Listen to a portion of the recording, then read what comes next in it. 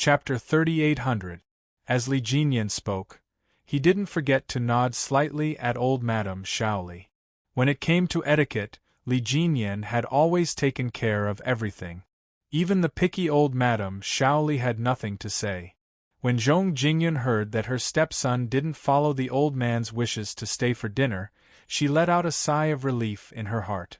Then, she saw old man Li's expression change because of the rejection, and her heart relaxed even more.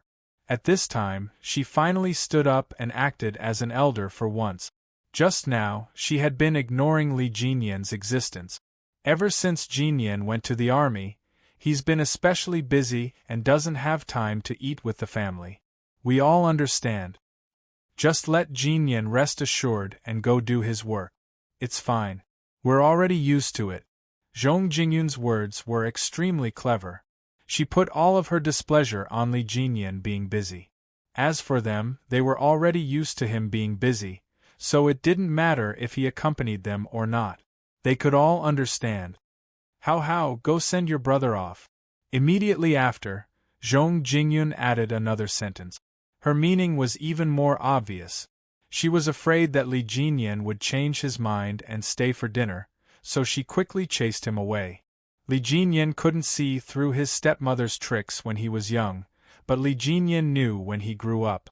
Now, needless to say, as soon as Zhong Jingyun opened her mouth, he knew what she would say. Li Jinyan, who knew this in his heart, didn't argue with his stepmother. To him, these arguments were meaningless. They were all unrelated people. It was better to stay and talk to them for one more minute than to stay at his maternal grandfather's house for one more minute. Li Jinyan didn't refuse Li Hao's send-off. He only nodded and walked away. When old Madame Shaoli saw that he was really leaving and didn't have any intention of staying, she couldn't help but feel a little anxious. She didn't like Li Jinyan staying, but this time, she had no choice but to stay. Old man, look. If you had said less, he would have stayed. Although old man Li couldn't see through his eldest grandson, he knew that once his eldest grandson made up his mind, no one could change his mind. He didn't force Li Jinyan to stay. He coldly glanced at his second wife, who failed to do anything but spoiled everything. He slammed his crutch on the ground and left the living room with the help of a servant. With Li Hao and Li Xian around, it was not the right time for Zhang Sun to speak. He had to find another opportunity. Li Xian was happy anyway. She sat beside old Madame Shaoli obediently, gently patted old Madame Shaoli's arm, and said coquettishly, "Grandma, let him go. Why do you keep him? My brother and I will eat with you. If you're still unhappy, I'll have Sis Jai come over as well." "Your Sis Jai isn't coming over. She went to Nanguang to look for your brother Kaiwei." Old Madame Shaoli didn't want her stepdaughter-in-law to notice anything amiss, so she immediately patted the back of Li Xian's hand and sighed. "If you're free, you should chat with your Sis Jai more often and make her happy." "Don't worry, I'll give Sis Jai a call tonight," Li Xian said intimately. Then, she said something else that made old Madame Shaoli smile even more. In the living room, the grandmother and granddaughter pair were enjoying themselves. On the other hand, Li Hao, who had just walked out of the Li residence, glanced at the car parked outside, and his eyes darkened. He asked Li Jinyan with a smile, "Brother, you went to Dangui Garden first before returning home, right? Brother, you're staying at the Fu residence for a long time, right?" Chapter 3801. Li Jinyan, who had already opened the car door, paused when he heard this. He turned around and looked indifferently at Li Hao, who was half-blood related to him. "Li Hao, don't waste too much time on me. The Li family has nothing to do with me. Instead of wasting time on me, why don't you find out if the old master plans to bring Li Jun and Li Qin back?" "What do you mean?" Li Hao, who had been smiling a moment ago, suddenly turned cold. He stared at him, trying to figure out what was going on. "Does Big Brother know something?" "I don't know anything, but I can guess. This old madam has been working hard for her son and daughter. Now that her son is gone, she will work hard for her grandson and granddaughter. So, Li Hao, you are not afraid of me. With that, Li Jinyan opened the car door, closed the door, started the car and drove off. It was not that he did not want to play tricks, but he did not want to. But if it was related to the Fu family, he did not mind playing a trick. Li Hao, who had been reminded, stared at the car in the twilight. He stood there for a long time until the car disappeared. Li Jinyan had really reminded him. Although uncle was gone, his son and daughter were still around. The old madam, she would definitely work hard for her grandson. Li Hao's face darkened. He pursed his lips and stood there for a long time before he smiled and went back into the house. Li Jinyan, who had rushed back to Dangue Garden, heard the old man's laughter the moment he opened the door. Don't worry about Grandpa, Grandpa is in good health. It's okay if he doesn't come back for the new year. There are former comrades, colleagues, students, they will all come over. It's so lively around Grandpa. The old man's laughter infected Li Jinyan. Needless to say, he must be talking to his sister, Yi Qian. The old man was very understanding that Yi Qian could not come home for the new year. His granddaughter had her own path, and as a grandfather, he would support her. Seeing his grandson enter, the old man changed the topic to the anniversary. Your brother brought a girl home today. She is a policewoman and graduated from the police academy less than half a year ago. She is very lively and Grandpa likes her very much. Does your brother like it? Ha ha ha, of course he would like it. Otherwise, why would he bring it home and show it to his grandfather? However, your brother wasn't very proactive and didn't invite the little girl into the house to sit.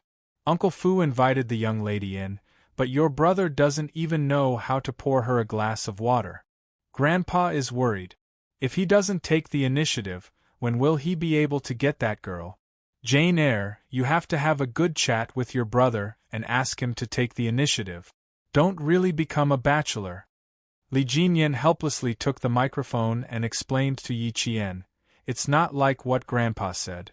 I have nothing to do with the anniversary. She came here today because she suspected that I was a fake soldier.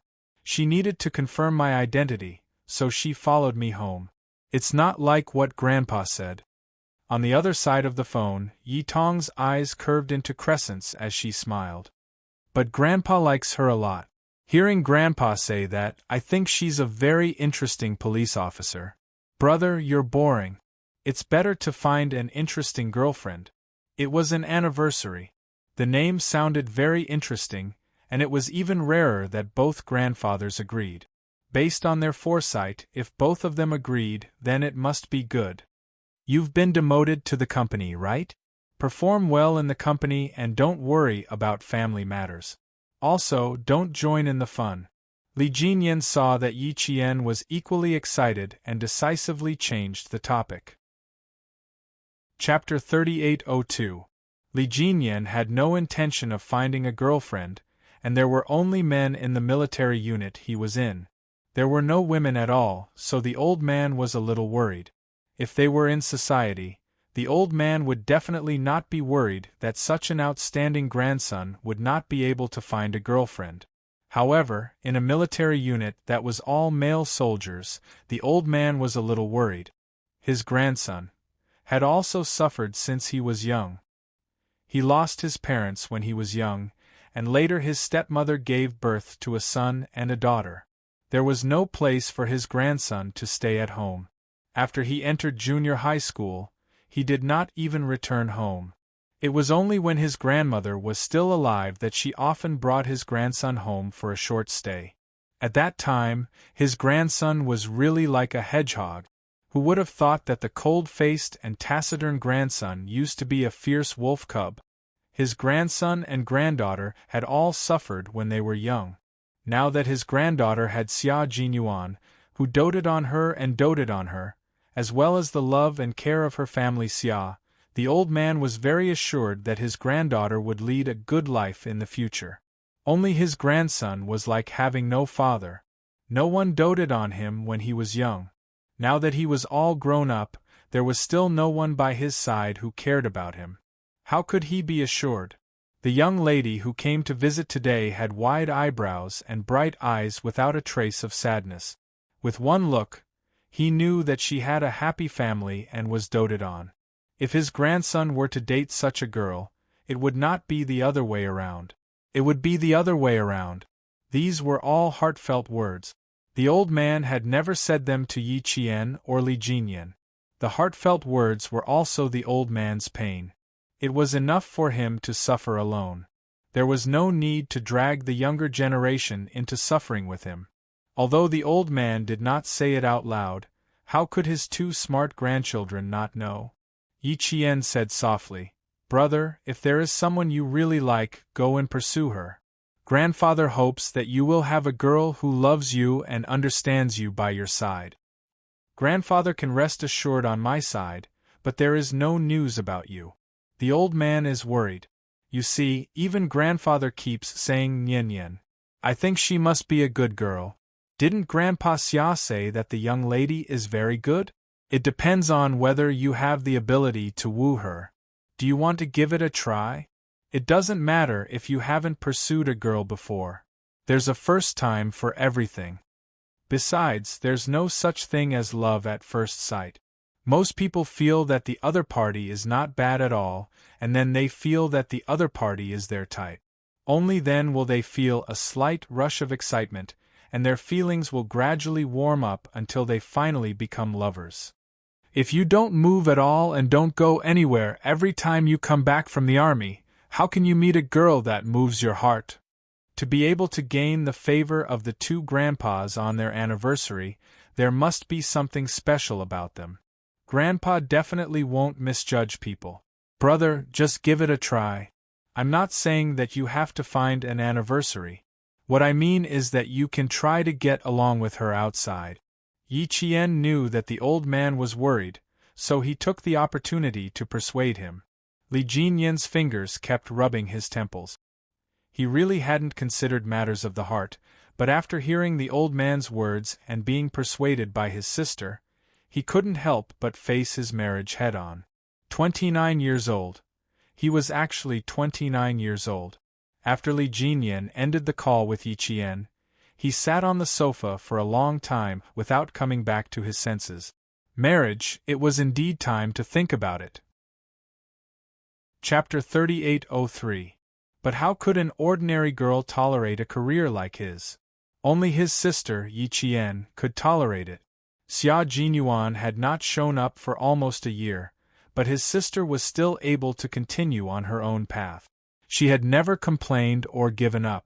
Only a girl like his sister could persevere. When Xia Jinyuan came back, he had to ask him how to win his sister's heart. As for Nyen, Li Jinyan did not have any thoughts about it. He did not have any thoughts about it, and neither did Nyen. But the fate between people was so magical. Today they were not connected, but tomorrow, the day after, and the day after, no one knew if they were fated to be together. When the old master came out of the kitchen, his grandson was still sitting alone on the sofa. The dim light shone on him, making him seem isolated from the outside world. The old master sighed deeply in his heart and walked over. The sound of his footsteps startled Li Jinyan, who quickly got up to help the old master. Uncle Fu had already prepared dinner. Amidst the aroma of the dishes, Li Jinyan placed his chopsticks on the table and started chatting with the old master. When the meal was about to end, the old master said to him, "Your sister can't come back to the capital for the new year. Why don't you go to Nangguang to visit her? She hasn't been home for a long time. I don't know how she is now." Li Jinyan thought about his vacation and agreed without hesitation. When the old master fell asleep late at night, Li Jinyan asked casually, "My sister has returned to the Fu family, but no one knows about it yet. Do you have any plans here?" What he meant was when he would let everyone know that the old master's granddaughter had returned home. Your uncle and sister didn't seem to want to let anyone know about this. Let nature take its course. The old master, who was lying in bed and getting ready for bed, looked at his grandson kindly. He patted the back of Li Jinyan's hand and said gently, "Jinyan, there are some things that you shouldn't get involved in. Your uncle and I know what to do. Don't just think about us. You have to think about yourself. I have your uncle, your sister, and grandson-in-law to take care of me in the future. You can rest assured. As for the family matters, Grandpa will still say the same thing. You don't have to worry about it. Serve the motherland well and take every step steadily in the future. Find a girl by your side who can make you feel happy and warm, and that's it." According to the original plan, they would announce Yi Qian's identity on Old Master Li's birthday this year. However, Old Man Li wasn't very obedient, so Father Fu discussed with Old Master Li and decided not to announce Yi Qian's identity to avoid affecting Yi Qian. Now that Yi Qian had made every step of the way, he didn't need any identity. He could stand firm in the army with his own strength, so it didn't matter if he revealed his identity or not. Li Jinyan nodded gently to show that he understood. He also didn't want to reveal Yi Qian's identity. The Li family wasn't very obedient and Li Chuhai had a lot of influence abroad. Once Yi Qian's identity was revealed, with Old Master Li's methods and strategies, there was no guarantee that he wouldn't make a move on his sister. If he really wanted to announce it, he would have to wait until all of Li Chuhai's influence abroad had been eliminated. Xia Jinyuan, who hadn't shown up for a long time. What mission was he on? If he remembered correctly, he disappeared a few days after Li Chuhai was brought to justice. Could it be that he actually went abroad to eliminate Li Chuhai's influence abroad? Chapter 3804. Li Jinyan, who was very logical and meticulous, was able to deduce the reason why Xia Jinyuan left the country. He only knew about it in his heart and would not tell anyone else. Yi Qian did not know that Li Jinyan would arrive in Nanguang in a few days and directly went to the army to visit her. During the afternoon break, Yi Qian was caught by the company commander to greet the female soldiers from the Arts and Crafts Regiment who came to visit the soldiers and to perform. "We are a group of rough men. The female soldiers from the Arts and Crafts Regiment are delicate. If we are a little louder, we will scare them." 2 years ago, one of the battalion commanders was a little louder and scared a female soldier who was performing a dance so much that she sprained her ankle. At that time, the regiment commander glared at us and told us not to watch the female soldiers perform in the future. The regiment commander is really ruthless. He did what he said. In the past 3 years, no female soldiers from the Arts and Crafts Regiment came to perform. It was all the male soldiers and their wives who performed the Spring Festival Gala. This time, you and Ding Ling can take good care of them. With you guys around, I can rest assured. At least there won't be any louder voices that will scare the female soldiers and cause them to sprain their ankles. The company commander told Yi Qian about the journey of blood and tears from 3 years ago. He only had one goal: to ensure that the female soldiers performed normally. There was no choice. In the army where the ratio of men to women was severely imbalanced, when it came to festivals, all the men would reveal their hidden emotions. Especially the single soldiers. It could be said that every time the female soldiers from the Arts and Crafts Regiment came over, their gazes were almost sincere. If the female soldiers met their gazes, it would be terrible. They would all become young ladies, happy and shy at the same time. But when they were asked to speak to the female soldiers, they would be terrified again. They were the type that would be satisfied just by looking at them. They did not dare to look at them for too long. The new year was approaching. They missed their parents, wives and children, girlfriends. Although they were usually tough, the closer it was to the end of the year, the more their hearts felt like they were being scratched by a cat. No matter how difficult the training was, it could not stop them from missing their families, lovers, and children. Soldiers were also humans. The mission given by the military uniform allowed them to hide all their emotions. But humans would have moments of weakness. At this time, they needed consolation, and the Spring Festival Gala was the greatest consolation for the soldiers. There were programs to watch, touching and heartwarming dialogues to listen to, and being able to receive care at his weakest moment. A man made of iron could feel the concern from the troop. He wiped away the tears at that time, patted his chest, picked up the steel gun, and held his head high. He was a soldier who bled but did not shed tears. Although this was the first time Yi Qian had been assigned to a company, he was not unfamiliar with the life of a basic company. When she was in Fujian town, she often trained and lived with the soldiers in the company. She could understand why the soldiers valued this spring festival gala so much. A few days ago, she and Ding Ling had been warmly welcomed as national treasures. Only then did she realize that even the telephone operators in their company were all male soldiers. No wonder the male soldiers and the company commander were looking forward to it so much. The female soldiers from the Arts and Crafts Regiment were still rehearsing in the Great Hall. When Yi Qian and Ding Ling, who were given the important task, entered the Great Hall, they saw a few male soldiers who were also recruited to be able-bodied men setting up the tables and arranging chairs. Just as the company commander said, all of them were so obedient that they did not even dare to raise their heads and peek at the female soldiers on stage. Everyone on the training ground was full of vigor, but at this moment they were all shy. Yi Qian's gaze landed on the stage. A figure who was rehearsing caught her attention. She saw Xia Jinyuan's cousin, Zhou Yijin, and the person who was standing side by side with the regiment commander, Du Kaiwei, Du Jiai. Chapter 3805. In the first month of this year, Yi Qian went back to the family Xia with Xia Jinyuan and met Zhou Yijin. Later, due to an urgent mission, he left in a hurry without saying goodbye to the elders of the family Xia.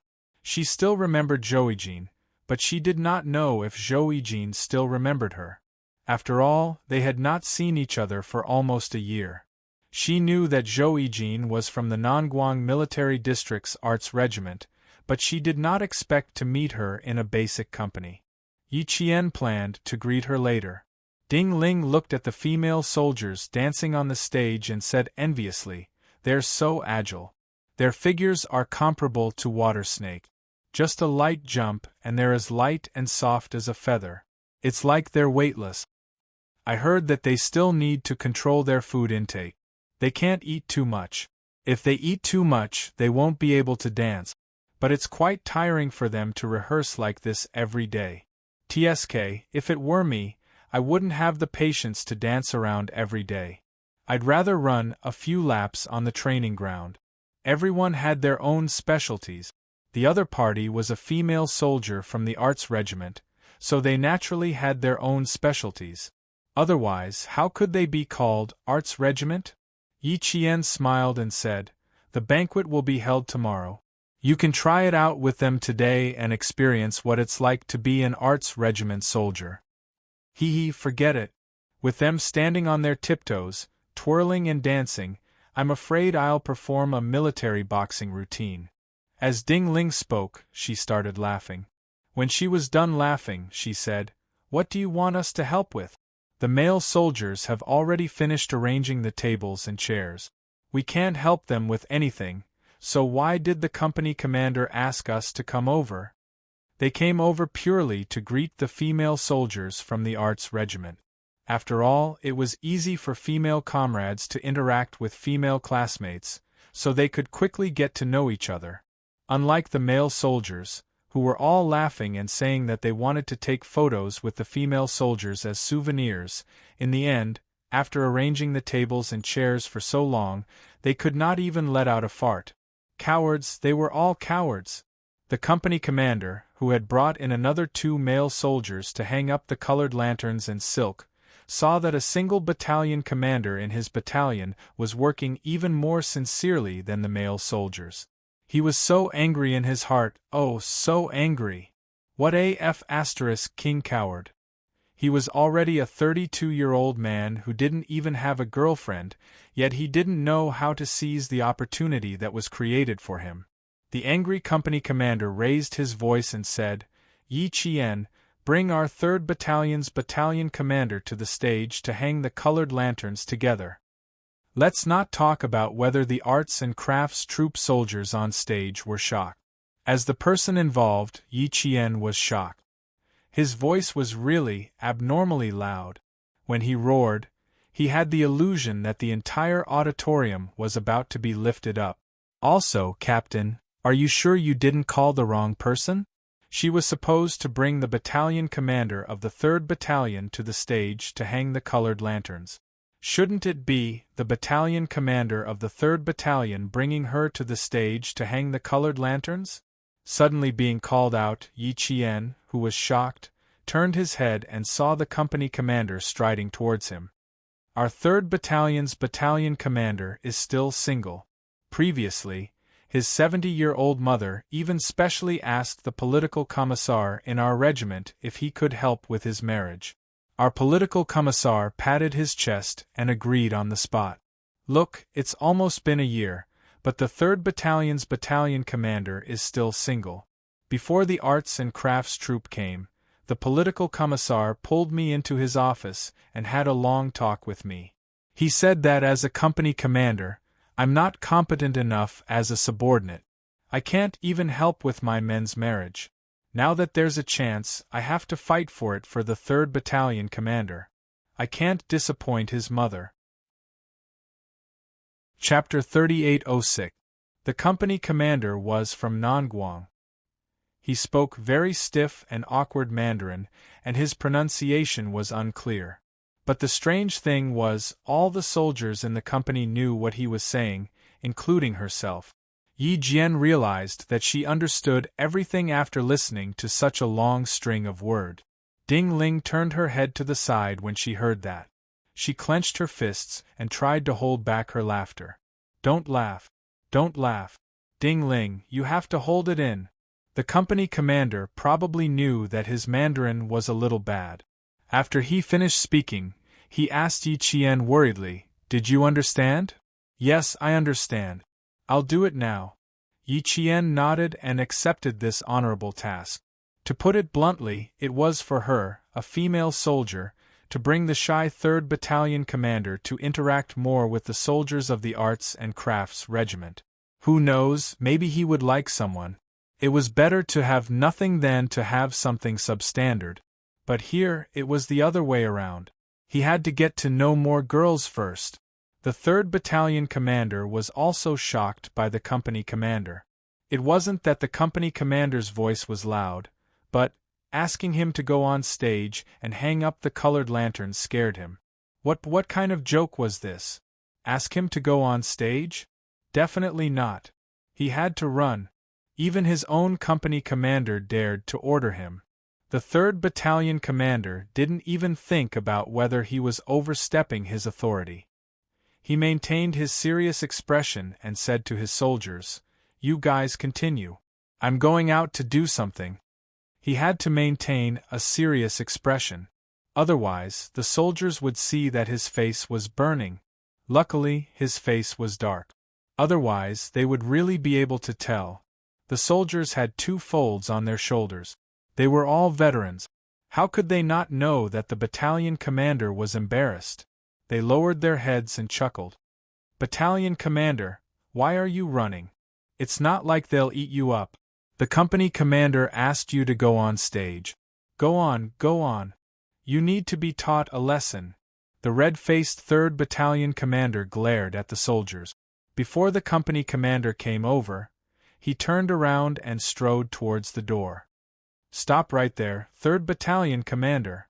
The company commander who came with Yi Qian had been keeping a close eye on the situation.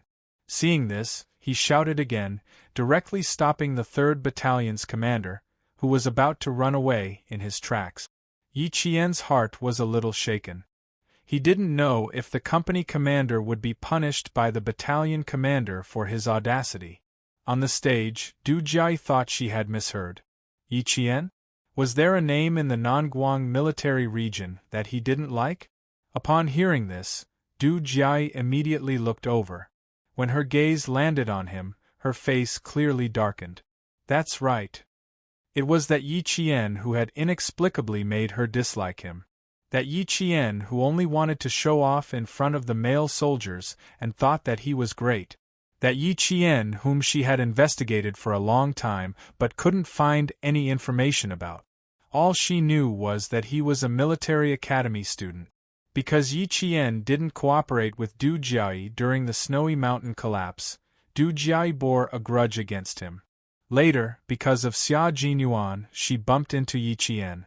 Du Jiayi was even more certain that Yi Qian was an unscrupulous and scheming woman who wanted a backer. "Brother, why did she come to your unit? How come I've never heard you mention this before?" Du Jiayi's eyes instantly darkened as she questioned her brother. "Why did your company accept such a military academy student? Who came to my unit?" Du Kaiwei still didn't understand who she was talking about. He raised his head and looked ahead. He saw the company commander of one of his companies and the military academy student Yi Qian walking over. "Yi Qian, I was wondering why she came to your unit. Didn't you investigate her? How could you just casually accept her?" When Du Jiayi said this, Du Kaiwei suddenly remembered where he had heard the name, Yi Qian. He had heard Du Jiayi mention it before. He had also heard Madame Li mention it before. Chapter 3807. As for the mention of Yi Qian, Du Kaiwei remembered that she seemed to be related to Yi Zhifan from the southern province. They both had the surname Yi. Could it be that Yi Qian was the daughter of Yi Zhifan, who had almost married into the Du family back then? If that was the case, she's Yi Zhifan's daughter? Du Kaiwei frowned and confirmed with Du Jiayi. If that was the case, then no matter how outstanding Yi Qian was in other aspects, she couldn't stay in the army because of her questionable character. He would add a note to her file. "She's not a daughter, she's a niece. Yi Ying is Yi Zhifan's daughter, but there's no difference. They're all the same in the family, swindling people everywhere." The disgust on Du Jiayi's face deepened. Yi Qian and Yi Ying were the same. They both wanted to climb up the social ladder and marry into rich families. There was no news of Yi Ying now, so she must have been dealt with badly. But what about Yi Qian? She would always bump into her by accident, and her good mood would be ruined once again. So it's a niece. They're not the same person. Only then did Du Kaiwei's furrowed brows loosen. It's good that they're not the same person. Seeing the disgust on his sister's face, Du Kaiwei frowned again and said in a low voice, "Jiayi, Yi Qian is Yi Qian, and Yi Ying is Yi Ying. You're biased. Also, Mom's temper isn't very good right now. She'll say some unfair and unpleasant things. You should know how to judge. How can you be prejudiced against Yi Qian just because she's Yi Zhifan's niece? If Yi Qian really had a problem, her school wouldn't have given her such a high evaluation. She's been in the company for a few days, and her performance has been very good. There's nothing bad about her. Jiayi, do you have some misunderstanding about Yi Qian?" Du Kaiwei was a good person overall. Shielding his own people was his strength, and he was very protective of his own soldiers. Although he was a little narrow-minded and liked to hold grudges, he was generally passable. Yi Qian was now his soldier. When Du Jiayi said that Yi Qian was not good, he did not believe her one-sided story. He did not think that Yi Qian was not good. He had his own judgment and would not be easily swayed. Du Jiayi pursed her lips and did not say another word. She did not just have a prejudice against Yi Qian, but she knew her brother's personality. He was very protective of his own people. He did not allow outsiders to speak ill of his own people, nor did he allow others to speak ill of his soldiers, even if it was his own sister.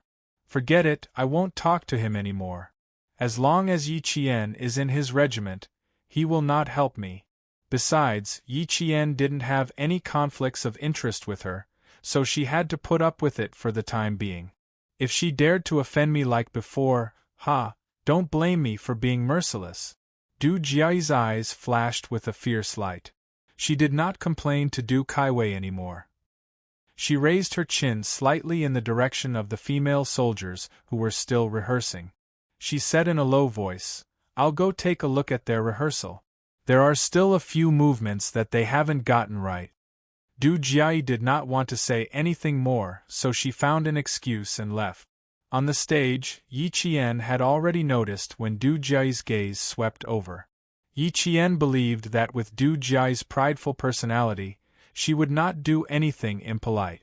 Therefore, Yi Qian did not take her gaze to heart. In addition, now was not the time to argue with Du Jiayi. The expression of the 3rd Battalion's battalion commander, who was walking over, was not very good.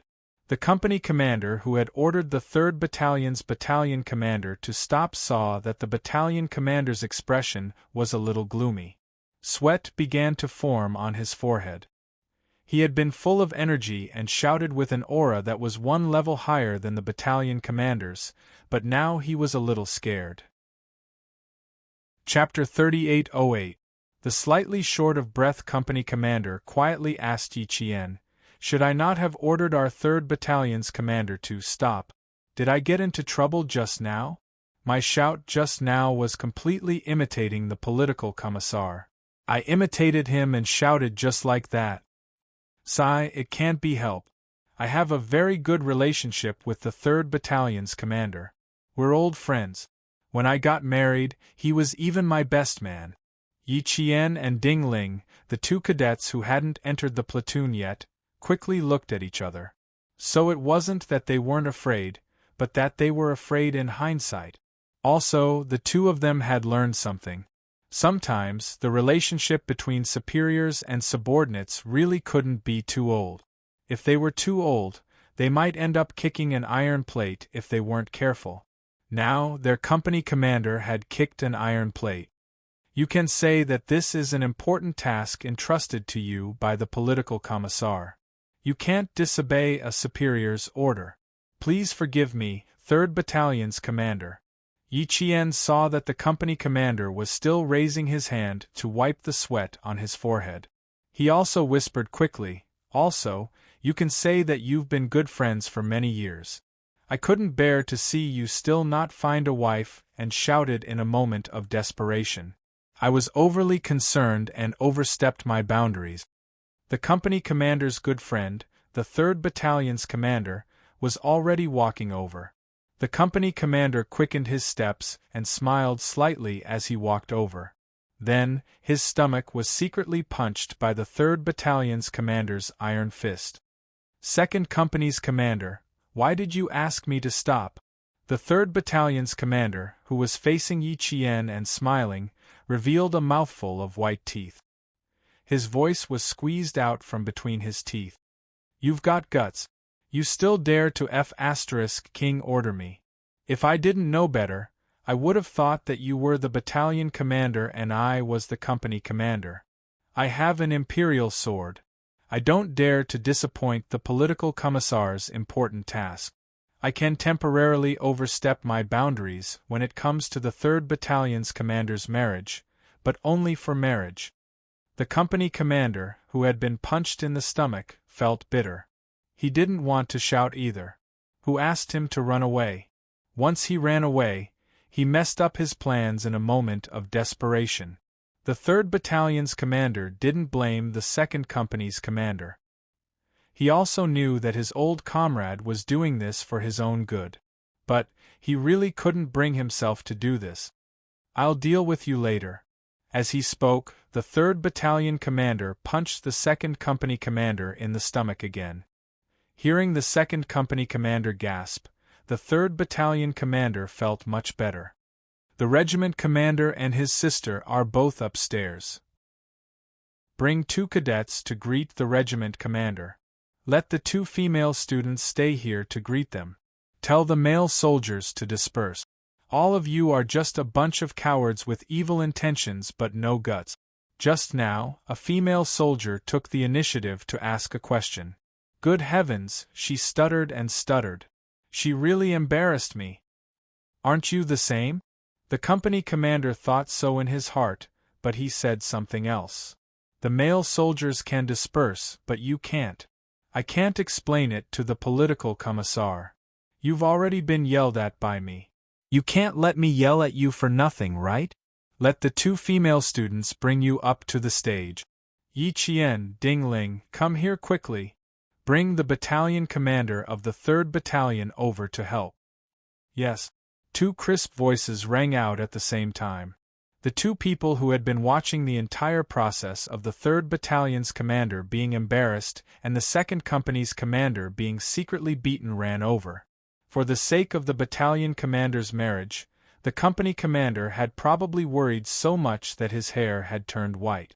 Moreover, there was the risk of being beaten up at any time.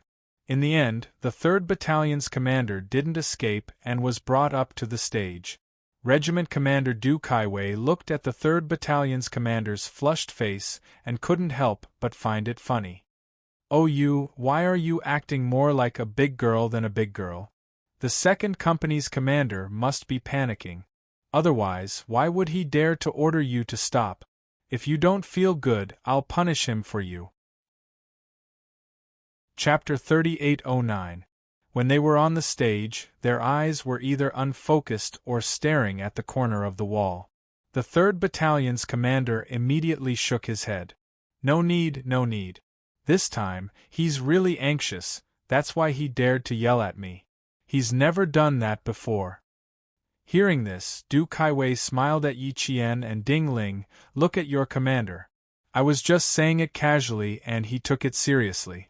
If I put the 2 of you in the 3rd Battalion, I won't have to worry about you guys being taken advantage of. With a commander like him, who doesn't put on airs as a leader, none of you will be taken advantage of." For some reason, Ding Ling felt that something wasn't right when she heard this, but she couldn't pinpoint exactly what was wrong. She didn't dare to say much, so she looked at Yi Qian. Yi Qian, who understood what was going on, was even less likely to say anything. He winked at Ding Ling with a slight smile on his lips and remained silent, not saying a word. Seeing this, Du Kaiwei couldn't help but narrow his eyes. Student Yi Qian was indeed interesting. A very smart female student. Yi Qian definitely wouldn't say anything. At this time, as long as she opened her mouth, both sides would be at a disadvantage. The 3rd Battalion's commander would protect the 2nd Company's commander, while Regiment Commander Du Kaiwei would think that the relationship between the 2 commanders was too good and inappropriate. If she had to think who was right and who was wrong, she would definitely think that the 3rd Battalion's commander was right.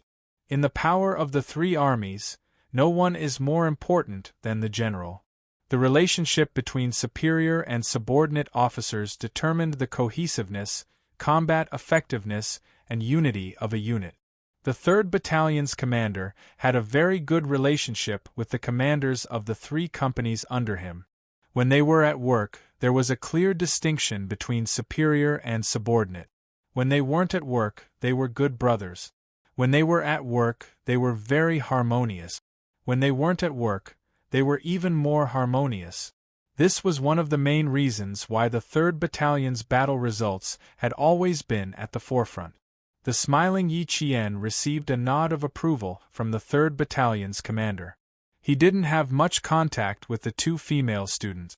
They were both under the command of the 2nd Company's commander.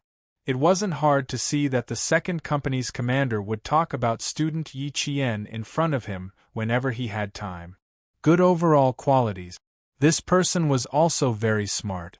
Not bad. If all the students were as strong as her, the basic companies would have less to worry about. He smiled and said, "If they don't train well and don't cooperate with the basic level companies, the first one who won't let them off will be me. I've told the commander of 2nd Company that we can't be merciful just because they're female soldiers. Treat them the same way we treat the male soldiers. There's no difference."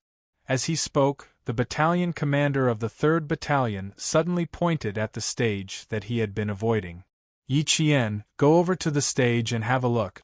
A female soldier has already waved at you several times." Only then did Yi Qian turn to look. It was none other than Zhou Yijin, whom he thought he didn't recognize. Ding Ling didn't want to stay behind alone. Seeing that Yi Qian was about to leave, she immediately said, Regiment commander, battalion commander, I'll go with Yi Qian to take a look. If he asked the commander, he would definitely need the commander's approval. Go ahead. If they need anything, try your best to help them. Also, the one in the middle who isn't wearing a military uniform is my younger sister. She used to be the backbone of the arts troupe and only retired 2 years ago. Du Kaiwei nodded, and the two of them left. These 2 female students are quite interesting. Do you have any thoughts of keeping them? If you do, you can tell me. Du Kaiwei started chatting with the battalion commander of the 3rd Battalion. The battalion commander of the 3rd Battalion replied seriously, one of them is a command type, and the other is a technical type. Neither of them are suitable to stay behind. I don't have a place to arrange for them to come over. There are no more empty spots in my battalion. It would be a waste of their talents to let them come over. Chapter 38:10. His serious answer made Du Kaiwei laugh. Ha ha, with the 2 of them here, it won't take long for them to be promoted to company commander. When that time comes, the company commanders of your 3 companies will have to give up their positions. How can you bear to let them go? How could he let the company commanders under the 3rd Battalion give up their positions? The 3rd Battalion was the most powerful of the 3 battalions under him. Some time ago, there was even a rumor that the commander of the 3rd Battalion was likely to be promoted to deputy regiment commander. This time, he saw the commander of the 3rd Battalion interacting with the company commanders under him. The company commander didn't even get angry when he ordered a battalion commander to stand down. Du Kaiwei didn't say anything, but in his heart, he planned to have a good chat with the commander of the 3rd Battalion. If he could really make one of the company commanders under him give up their positions, it would be a good idea. As for the commander of the 3rd Battalion, the reason why the 3rd Battalion had a good military record was because of their generals and division. He shouldn't always think that just because he was 1 rank higher than them, he should put on airs to show off his status. There was really no need for that. He had to understand the saying, if you hold back the army, you will lose your master. As for their regiment commander, he was a good person and treated his soldiers well. Although he was a little stingy sometimes, he wasn't difficult to get along with. After the commander of the 3rd Battalion spoke up for his company commander, he changed the topic. Regiment commander, I'm not in a hurry to get married. Look at the female soldiers, they're all soft and tender. They'll suffer if they follow us. I'll just go back to my hometown and find someone to live with. There's no use talking to me about this. Talk to the political commissar. In my opinion, it's better for you to find someone in the army rather than at home. Everyone can understand each other and it'll be easier to communicate. After speaking, Du Kaiwei raised his wrist to look at the time. I have a meeting in the afternoon, so I won't stay any longer. Text me if you need anything. Okay. The commander of the 3rd Battalion nodded. Du Kaiwei then said, take care of my sister. She hasn't been in a good mood recently and has a bit of a childish temper. Take care of her. This wasn't a problem. They had all seen their regiment commander's sister's temper before. She might look fine, but who knew when she would change her mind? After making arrangements, Du Jiai did not stay any longer and walked out of the auditorium. Du Jiai did not realize that her brother had left. At this moment, her gaze fell on Yi Qian. She even knew Xia Jinyuan's cousin, Zhou Yijin. What did this Yi Qian do to be able to chat and laugh with Zhou Yijin? No, that's not right. Zhou Yijin's standards are too high. Even I've been rejected by her several times. How could she be talking and laughing with someone like Yi Qian?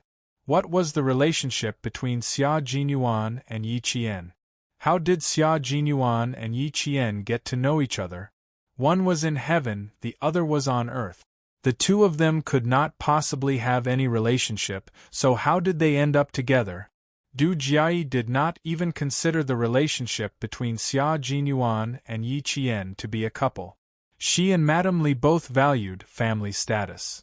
How could a military family like Family Xia allow a military academy student with nothing to his name to marry into their family? It was impossible even if she thought about it. She's looking at me again. I'm starting to regret greeting you in front of her. If she makes things difficult for you because of me, then it'll be my fault. Du Jia's glances made Zhou Yijin's expression turn cold. It was probably because she was related to Xia Jinyuan by blood. When her expression turned cold, he could vaguely see Xia Jinyuan's shadow between her brows. Yi Qian could not help but be dazed. Chapter 38:11. Zhou Yijin's attention was focused on Du Jia, who would occasionally look over, so she didn't notice Yi Qian's strange behavior. However, Ding Ling saw that Yi Qian was a little absent-minded. She gently nudged Yi Qian with her shoulder and whispered, "What's wrong with you? What does she have to do with regiment commander's sister? What's your relationship with her? Why would regiment commander's sister deliberately make things difficult for you just because you said something to her?" Ding Ling, who didn't know the inside story, was confused. She didn't understand why Zhou Yijin said that. Yi Qian, who was lightly touched by Zhou Yijin, snapped out of his daze from Xia Jinyuan's coldness. He calmly replied to Ding Ling, "Yijin and I know each other. Yijin and Du Jia seem to have a small misunderstanding, so she's worried that Du Jia will hold a grudge against me. That shouldn't be the case. She's not that narrow-minded. You and regiment commander's sister don't have any grudges, so why would she hold a grudge against you? She's regiment commander's sister after all. Don't think too much about it. Tell your friend not to think too much about it." Ding Ling had never seen Du Jia's narrow-mindedness, so she didn't think that the other party would hold a grudge against her. Yi Qian didn't explain too much. Whether she and Du Jia had any grudges or not, only Du Jia knew. If she insisted that there was a grudge between them, then there was nothing she could do.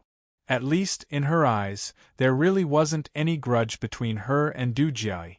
They had only met a few times, so she didn't know where the grudge came from.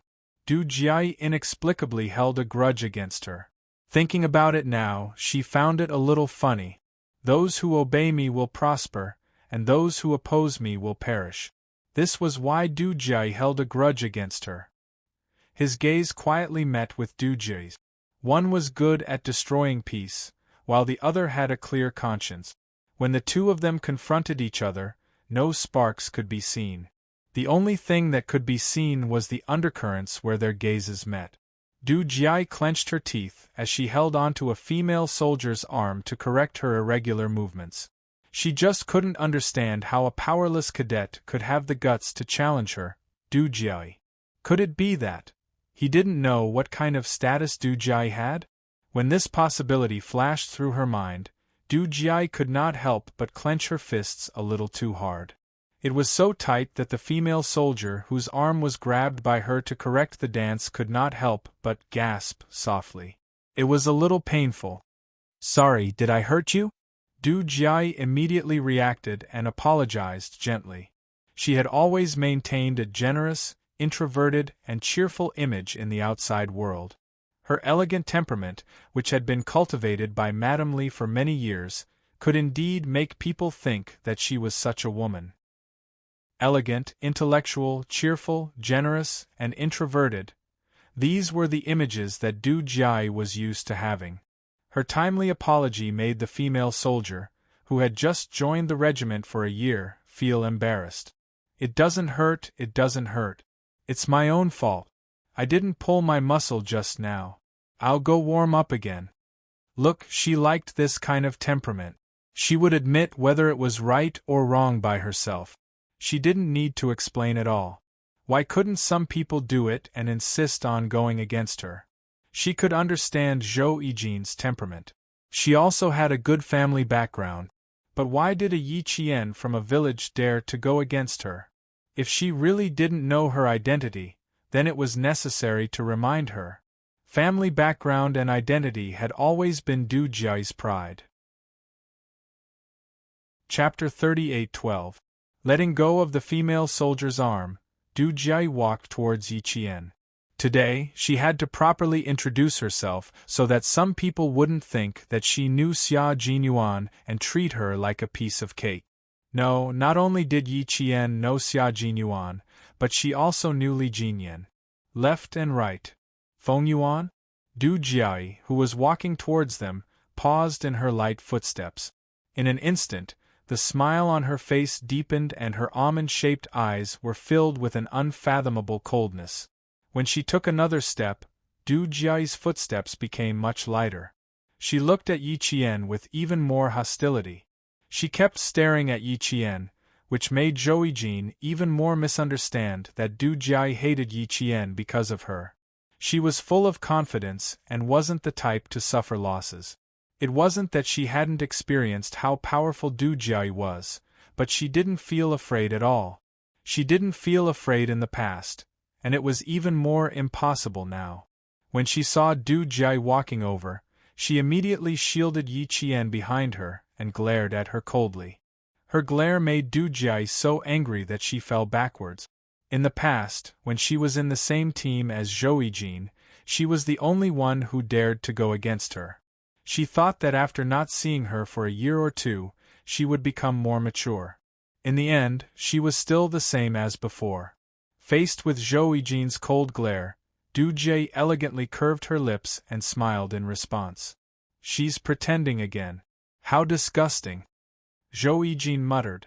She looked at the woman walking over and whispered to Yi Qian, "She's walking towards us. Aunt Lu, don't say anything. Leave it to me. When dealing with this kind of woman, I'll make her reveal her true form in a second." She shielded Yi Qian and spoke softly.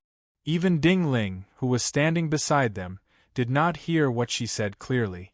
When she saw Du Jiai walk over, Ding Ling whispered, "Why does it feel like a leader is patrolling? Is the group leader's sister a leader in the arts department?" "What leader?"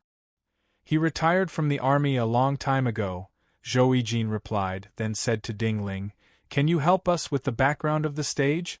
I'm a little worried about the aesthetics of the male soldiers." Ding Ling glanced at Yi Qian. When she saw Yi Qian nod at her, she smiled and said, "All right then. You guys go ahead and chat. I'll come over later." After leaving, Ding Ling was still confused. She didn't understand what was going on. She just felt a little strange. As soon as she left, Zhou Yijin spoke quickly and said to Yi Qian, "Brother Six said that we have to take good care of Aunt Lu." "Aunt Lu, don't worry.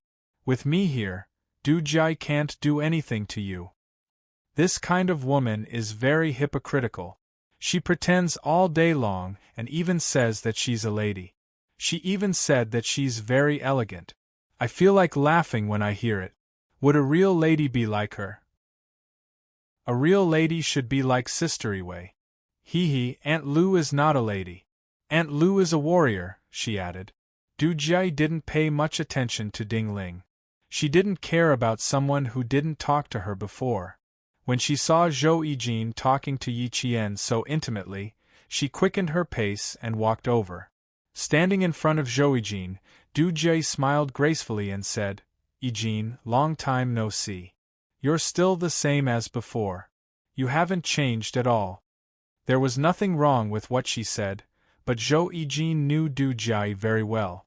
When she heard that, she smiled faintly and said, "I haven't changed, but you've changed a lot. You're better at pretending, acting, and putting on airs than before. Why? Are you regretting leaving the group? Are you coming back to pretend to be a leader and teach us?" Chapter 38:13. As soon as Zhou Yijin opened her mouth, she really had the ability to make Du Jiai so angry that her mouth was crooked. Yi Qian could clearly see the corners of her mouth twitching. It was obvious that she was having a hard time holding it in. "Yijin, why is your misunderstanding of me even deeper than before? Sigh, it's really like what Principal Zhou said the last time we had dinner together. Yijin is still a child. How's Director Ye's health?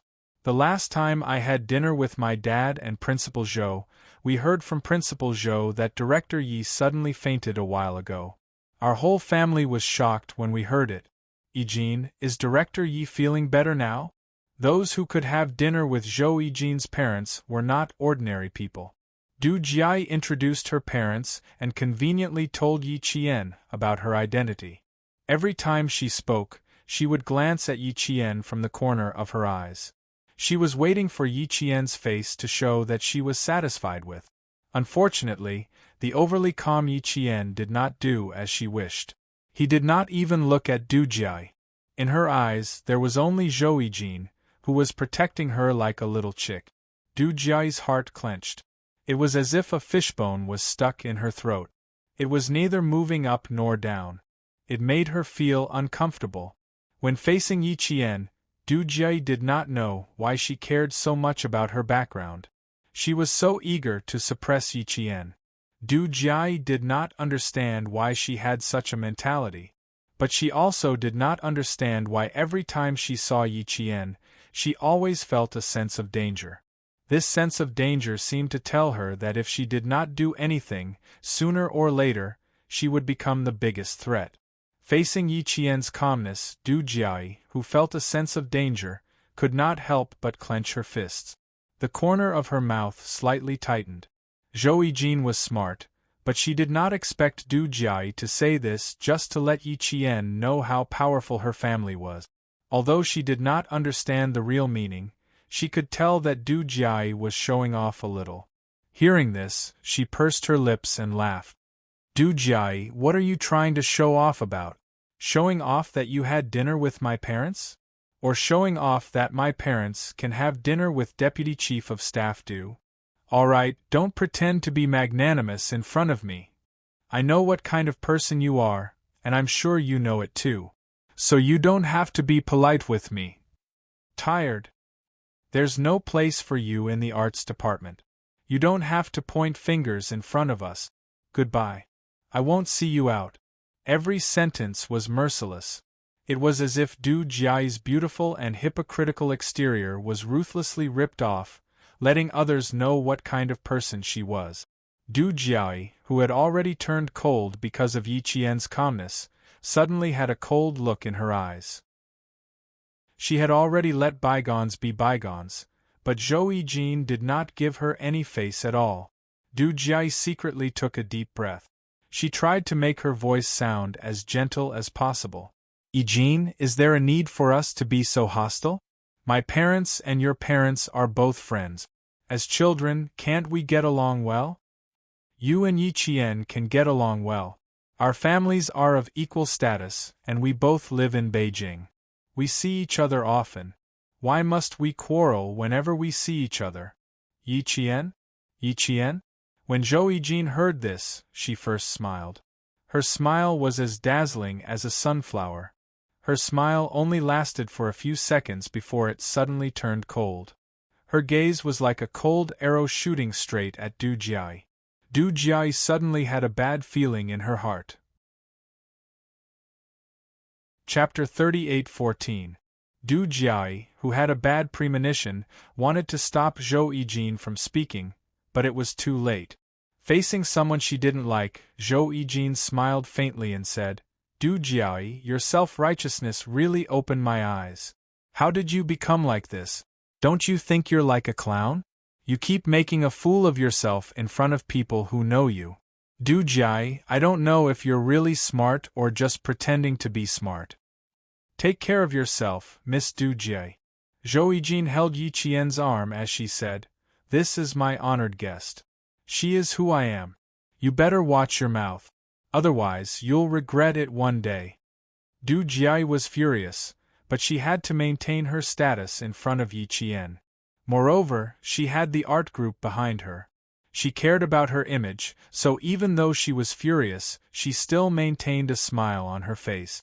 Yijin, she's not from the same world as you. I also want to remind you that people are sinister. Be careful of being used. Okay, since you don't want me to say more, then I won't say more. I'll be at my brother's place for the next few days. You can come and play with me when you have time. Goodbye, Yijin. She raised her chin slightly, then nodded again. Finally, she walked away gracefully in her high heels. The temperature in Nanguang was high. Du Jiai wore a camel-colored cashmere coat, a pair of loose dark brown straight-legged pants, and a pair of delicate high heels. She looked tall and elegant. When she turned around, Yi Qian felt that Du Jiayi was stunning. Du Jiayi, who turned around, didn't look as elegant as she did when she walked away. Her smiling face instantly turned cold, revealing a sharp ruthlessness. In order not to let others see how ugly her face was, she walked past the side of the stage and then down the stage. The commander of the 3rd Battalion and a few male soldiers were setting up the stage. When he noticed Du Jiayi walking down the stage, he handed the ribbon in his hand to the soldier and jumped off the stage himself. He promised the regiment commander to take care of his sister, so he had to do it. Zhou Yijin had already helped Yi Qian to the side to speak. "Aunt Lu, are you transferred to the basic unit to study? When the captain shouted your name just now, I thought I heard him wrong.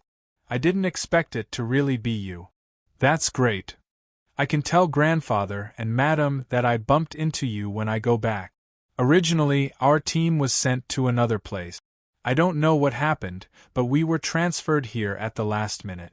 Lu saw, you and our family are really fated. You to meet me." Without Du Jiayi present, Zhou Yijin was indeed like a child, just as her father said. She only acted like a child in front of her own family.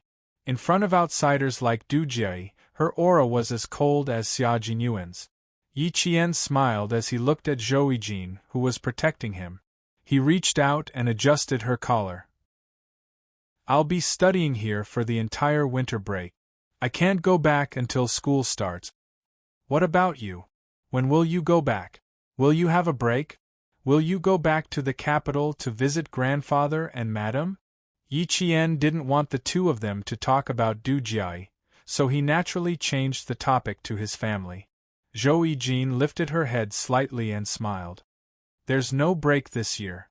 After we finish performing here, we still have to go to Yun Province.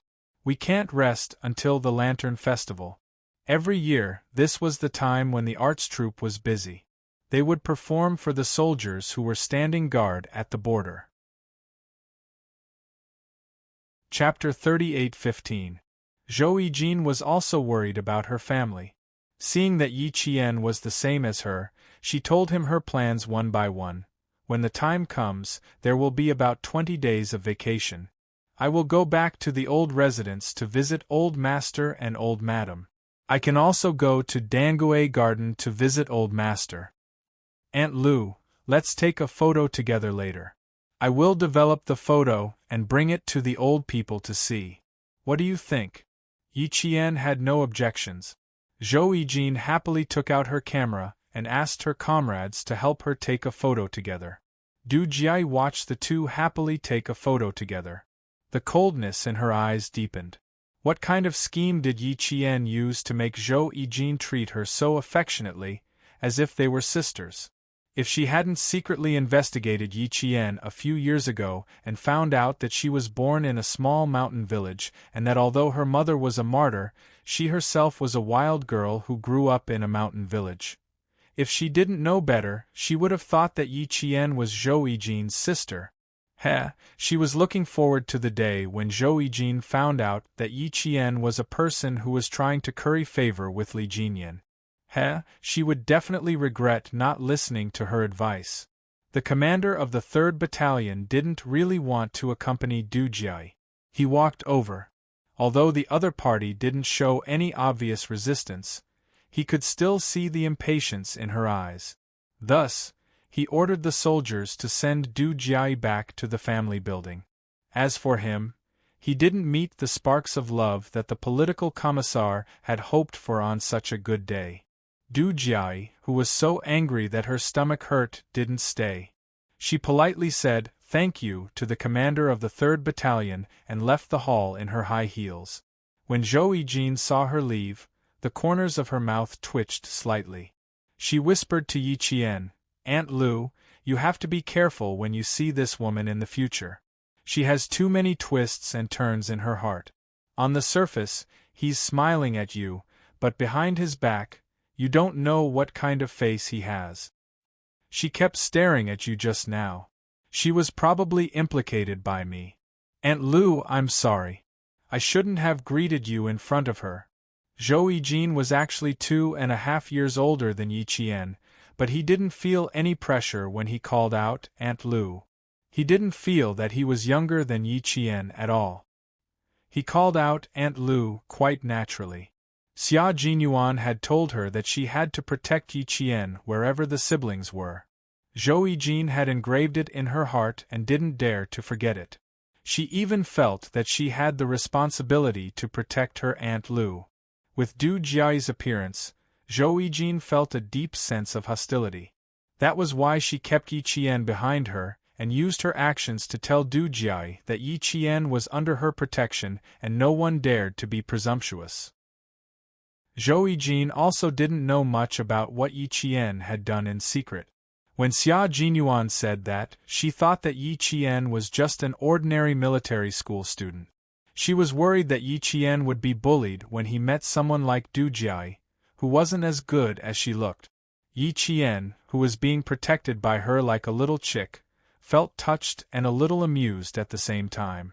She didn't know what Captain Xia had said to her siblings, but she could feel that all of her family Xia brothers and sisters thought that she was easy to bully. Was she easy to bully? Was the word honest written on her face?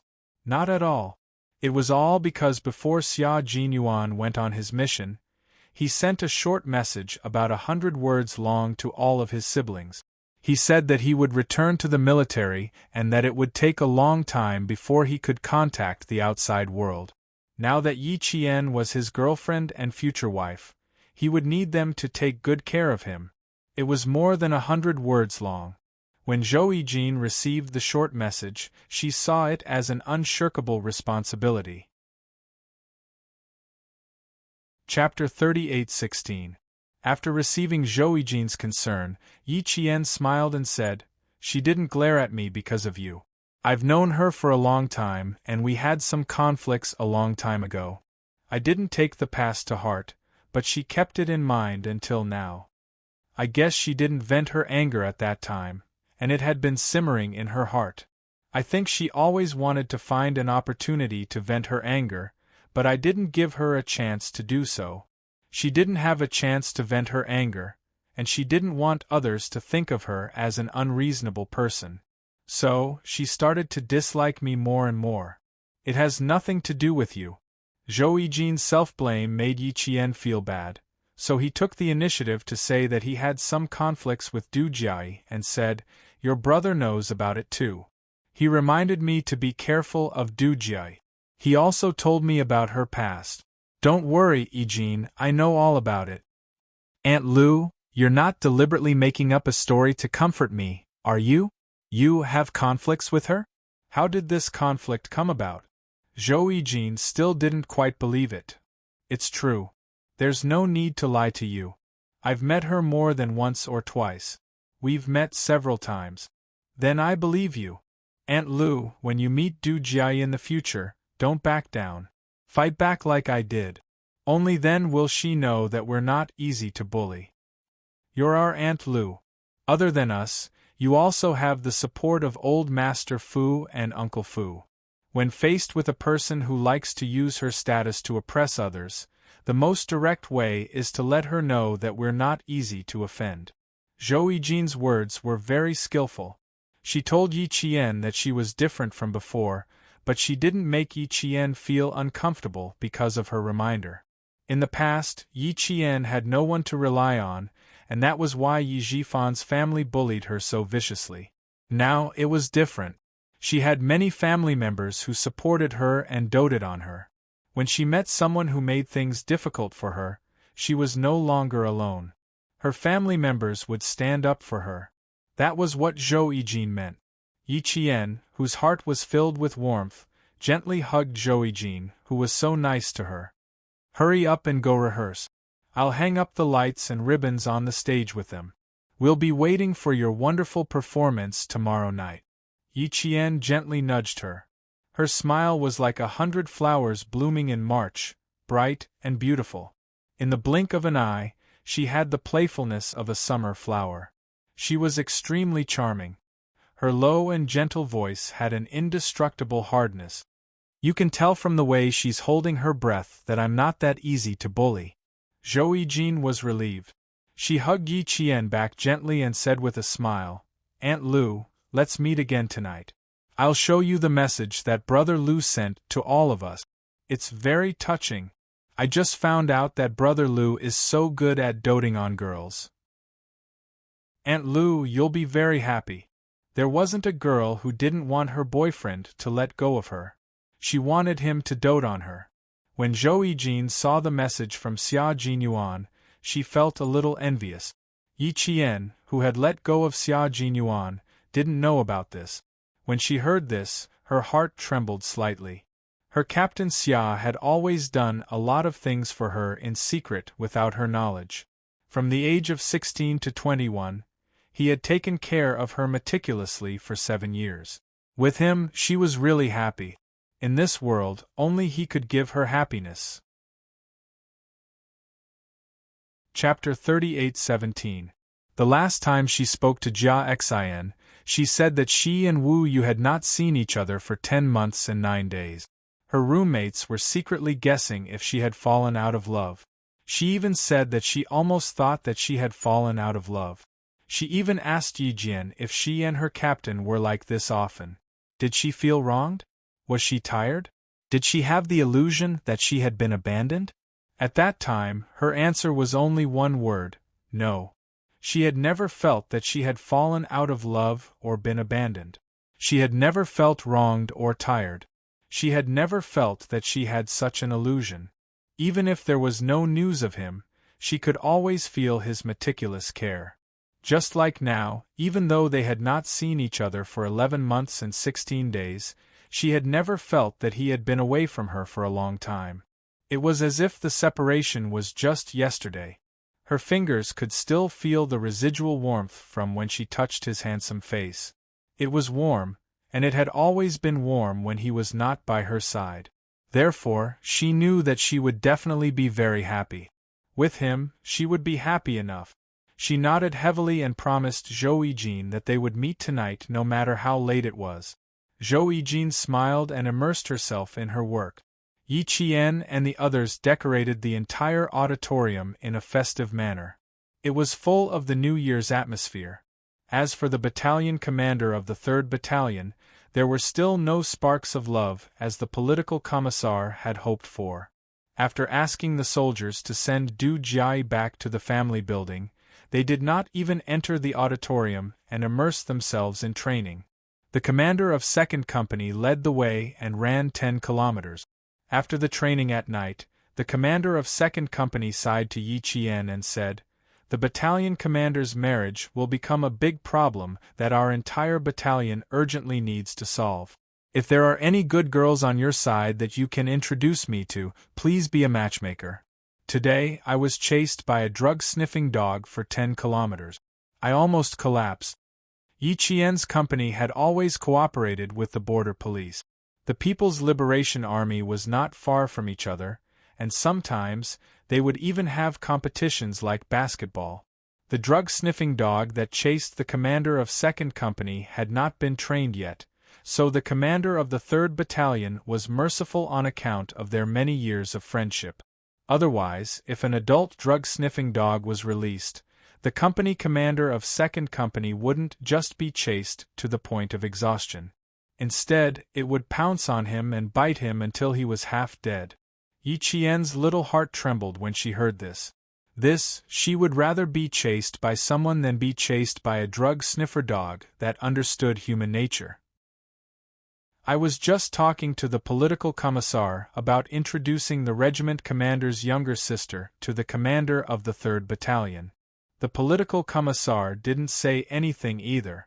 I don't know if he needs to think about how to bring it up to the regiment commander." Yi Qian, who had been walking well, tripped. The company commander said, "Be careful." Yi Qian replied, "I'm fine." She tripped because she was frightened by the company commander's words. "Introduce Du Jiai to the battalion commander of the 3rd Battalion, please don't." After deliberating for a while, Yi Qian tactfully said, Regiment Commander's younger sister should have a boyfriend. Also, Regiment Commander seems to be from the capital, while the 3rd Battalion's battalion commander is from Nangguang. Their customs are different from each other, and their food is different as well. It won't be easy to get along. What you said isn't without reason. Marriage really isn't a matter between two people. It has to do with two families. However, the commander of 2nd Company took off his training cap and wiped away the sweat on his forehead. He nodded thoughtfully and said, however, I don't think he's worthy. The battalion commander of the 3rd Battalion should only find a sincere and down-to-earth lover, like Regiment Commander's younger sister. She doesn't do any household chores. How can that work? Yi Qian silently sighed. Introducing Du Jie to the battalion commander. That was scary enough. Chapter 38:18. Yi Qian, whose heartbeat was still a little messed up, exhaled softly. He spoke to the company commander naturally and asked, Company commander, you only said this to the political commissar. You didn't say this to anyone else, right? No. I didn't make a joke when I saw the political commissar's face darken. Now I can tell that the political commissar didn't answer me because he was thinking about how to deal with me. Perhaps the company commander understood what Yi Qian was implying. He couldn't help but laugh out loud. All right, we'll settle the 3rd Battalion commander's marriage for him. You should go back and rest. I still have to meet up with a friend. I'll be back on time before the bell rings. Are you going to meet up with the female soldiers from the Arts and Crafts Regiment today? Hurry up. There's still half an hour before the bell rings. Hurry up and come back. Otherwise, there won't be any hot water. The company commander waved his hand. He used his hat to blow off his sweat as he strode away. Under the street lamp in front, Du Jie heard the conversation between Yi Qian and the company commander clearly. She held her phone and ended the call with her friend. The phone screen flashed with a blue light and then disappeared. Yi Qian, you're really good at tricks. Even I want to be your disciple and learn a few moves from you.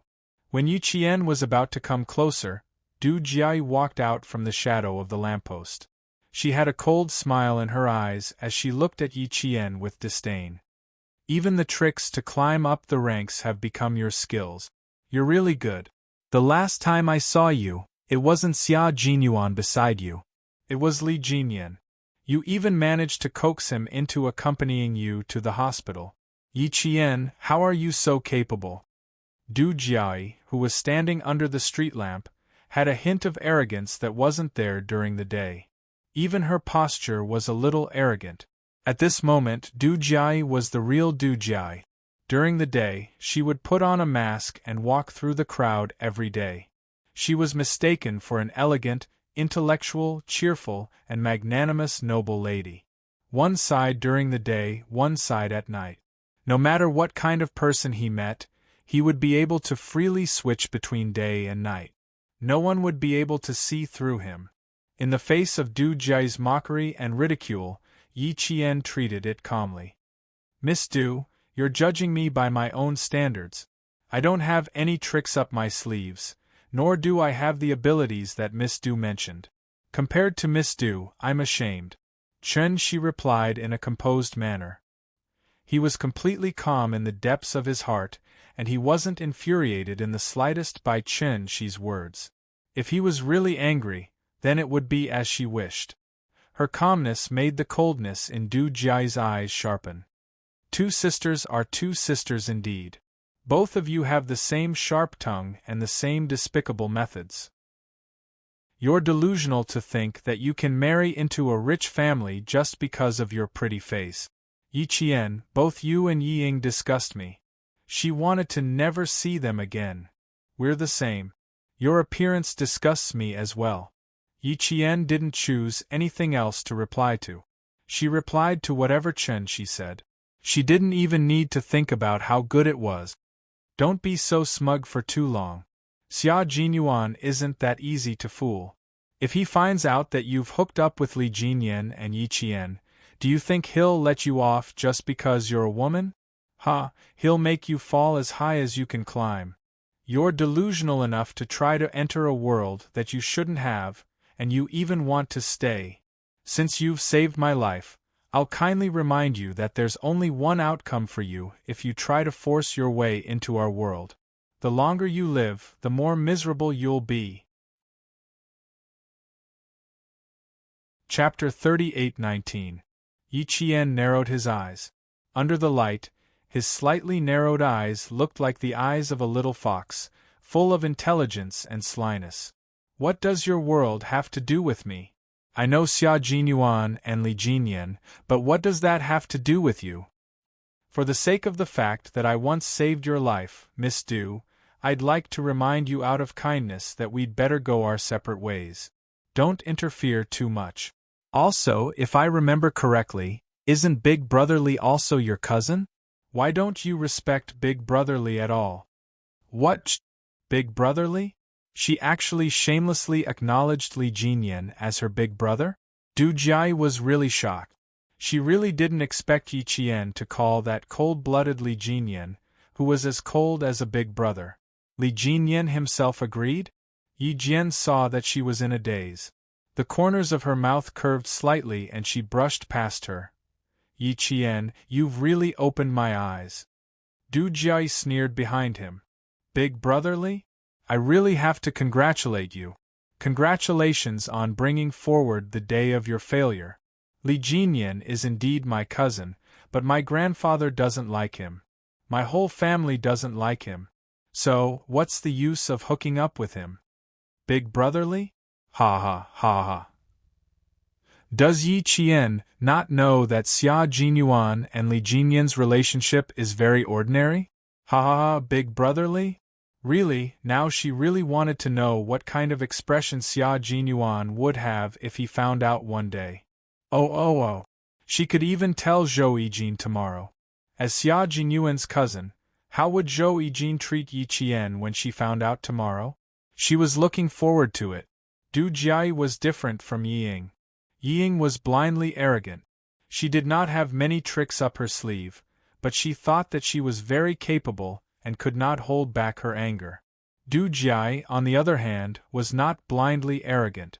She was the type of person who made plans before taking action.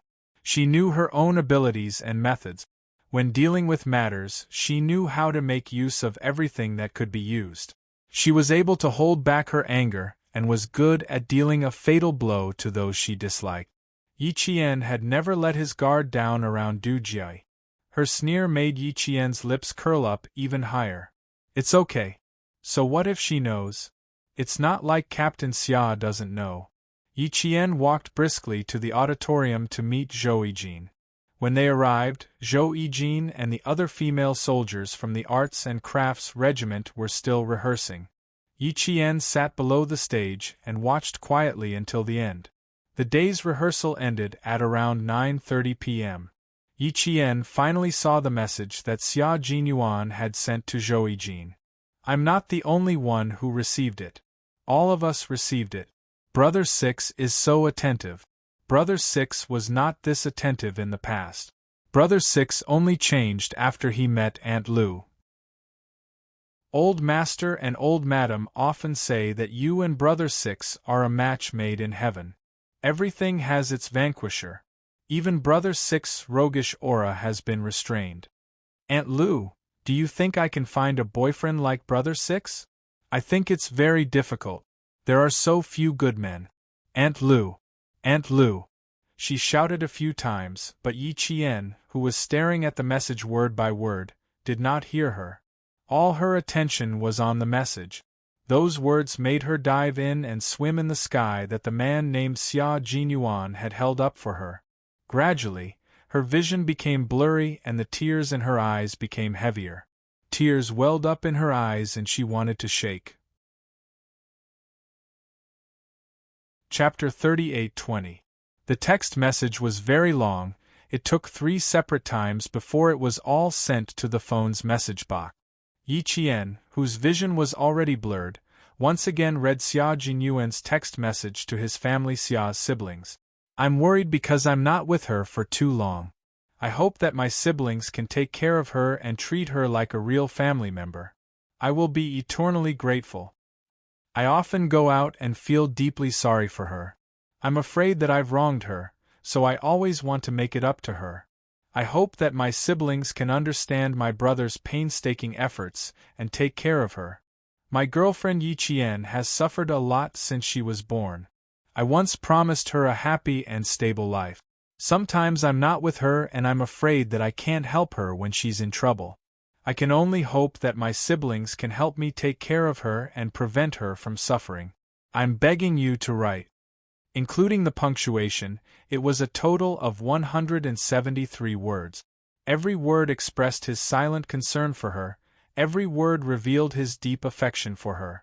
173 words were full of affection. Yi Qian, who was holding the phone, unknowingly started to tear up. Her Captain Xia had never said anything romantic in front of her. He had never even made a solemn vow of love. He had never said it, he would only act on it secretly. Her tears accidentally dripped onto the phone screen. Zhou Yijin quietly shut her mouth when the water flashed past her eyes. She wanted Yi Qian to see the text message. She also wanted Yi Qian to know how good her brother Six was. The last time Sister Yiwei chatted with her parents, her father suddenly said, "Will it affect their relationship if Brother Six doesn't contact Xiao Yi for a few months? Young people nowadays, 1 day apart feels like 3 years. 3 days apart they quarrel and break up. I'm a little worried about Brother Six's situation." Sister Yiwei also said that she was a little worried. She even said that every girl wanted their boyfriend to spend more time with them. She was almost 40 years old, but she still wanted Ho Zi to spend more time with her. However, Brother Six didn't have that much time to spend with Aunt Lu. If one day Aunt Lu really couldn't hold on, what would Brother Six do? Zhou Yijin remembered the conversation between Xia Yiwei, Aunt Xia, and Uncle Xia. From then on, she remembered to show the text message to Yi Qian to let Yi Qian know how much Xia Jinyuan loved her. In this world, it was impossible to find another man who loved Lu's sister-in-law as deeply as Brother Six did.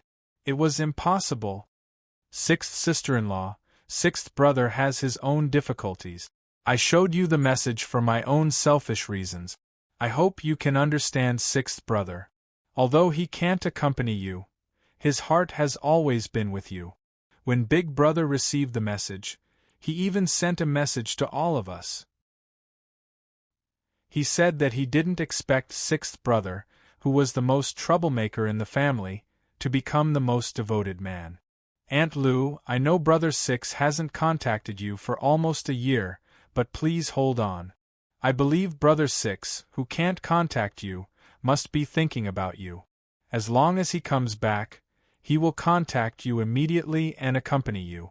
He won't leave your side for 24 hours. Zhou Yijin said softly. Her unique softness was like a soft cotton ball, making people feel warm and comfortable. Yi Qian's finger gently wiped away the tears on the phone screen. He forwarded the text message to his phone. How could she blame him? That was Captain Xia who loved her deeply. How could she bear to blame him? Captain Xia was such a good man. Captain Xia who only wanted to be with her for the rest of her life. How could she give up? How could she not hold on? Chapter 38-21. Zhou Yijin watched as Aunt Lu's tears flowed drop by drop like sparkling and translucent crystals. She didn't cry and just cried quietly until the rims of her eyes started to sting. She felt that the indescribable love between Aunt Lu and Brother Six made her deeply envious.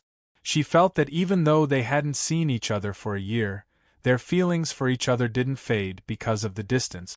Instead, they were like aged wine, becoming more and more mellow until there wasn't a trace of impurity. This kind of love really made her very, very envious. Only then did she realize that there was actually such a pure love in the world. From the beginning until the two of them met, they didn't have any misunderstandings like many couples. They didn't quarrel because someone intervened, and they didn't feel wronged because the other party couldn't understand them. Aunt Lu and Brother Six had always been together hand in hand. In the limited time they had together, they seized the opportunity to love each other and make up for the regret of not being by each other's side. They wouldn't quarrel or misunderstand because of others, and they wouldn't slowly erase their feelings for each other because of this.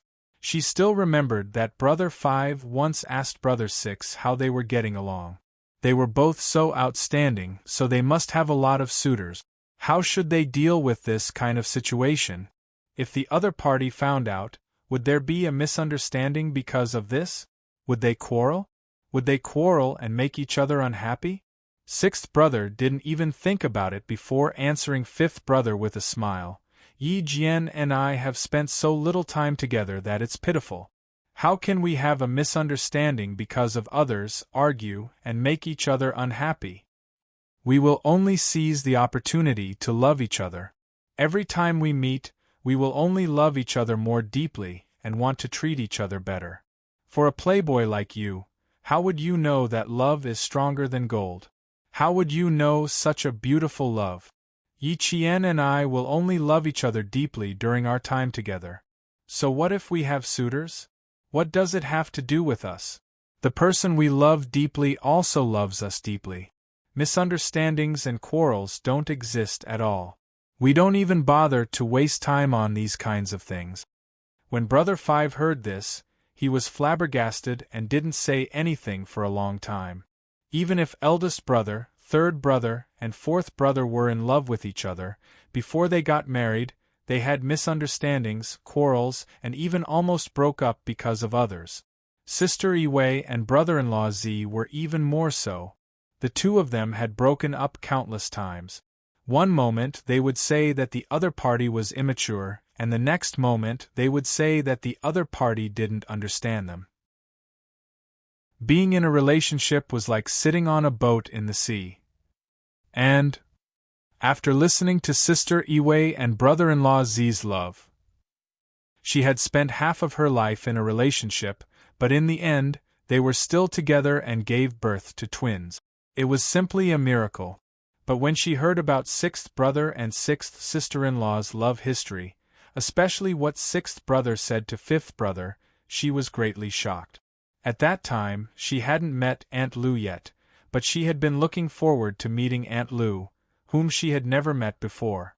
When they met in the first lunar month, the beauty was incomparably beautiful. She was so beautiful that everyone's eyes lit up. Only then did they know that there was such a beautiful girl in the world. It made Brother Five wonder if he was blind in the past to find so many average girlfriends. Chapter 38:22. It was only today that she found out that Aunt Lu, who was deeply in love with Brother Six, was also deeply in love with Brother Six. Turned out that two people who loved each other could be so shocking.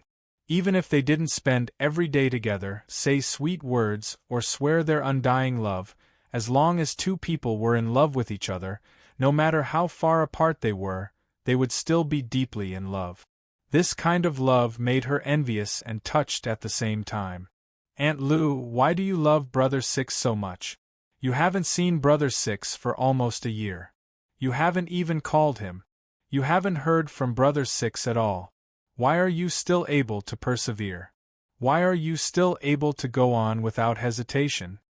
Zhou Yijin asked with a bit of sincerity. It was as if she wanted to verify something with Yi Qian so that she could have the courage to believe in love. Her question made Yi Qian look up and smile.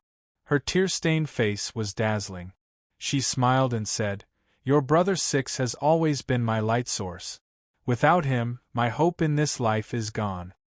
Yijin, I won't give up on him. I won't blame him either.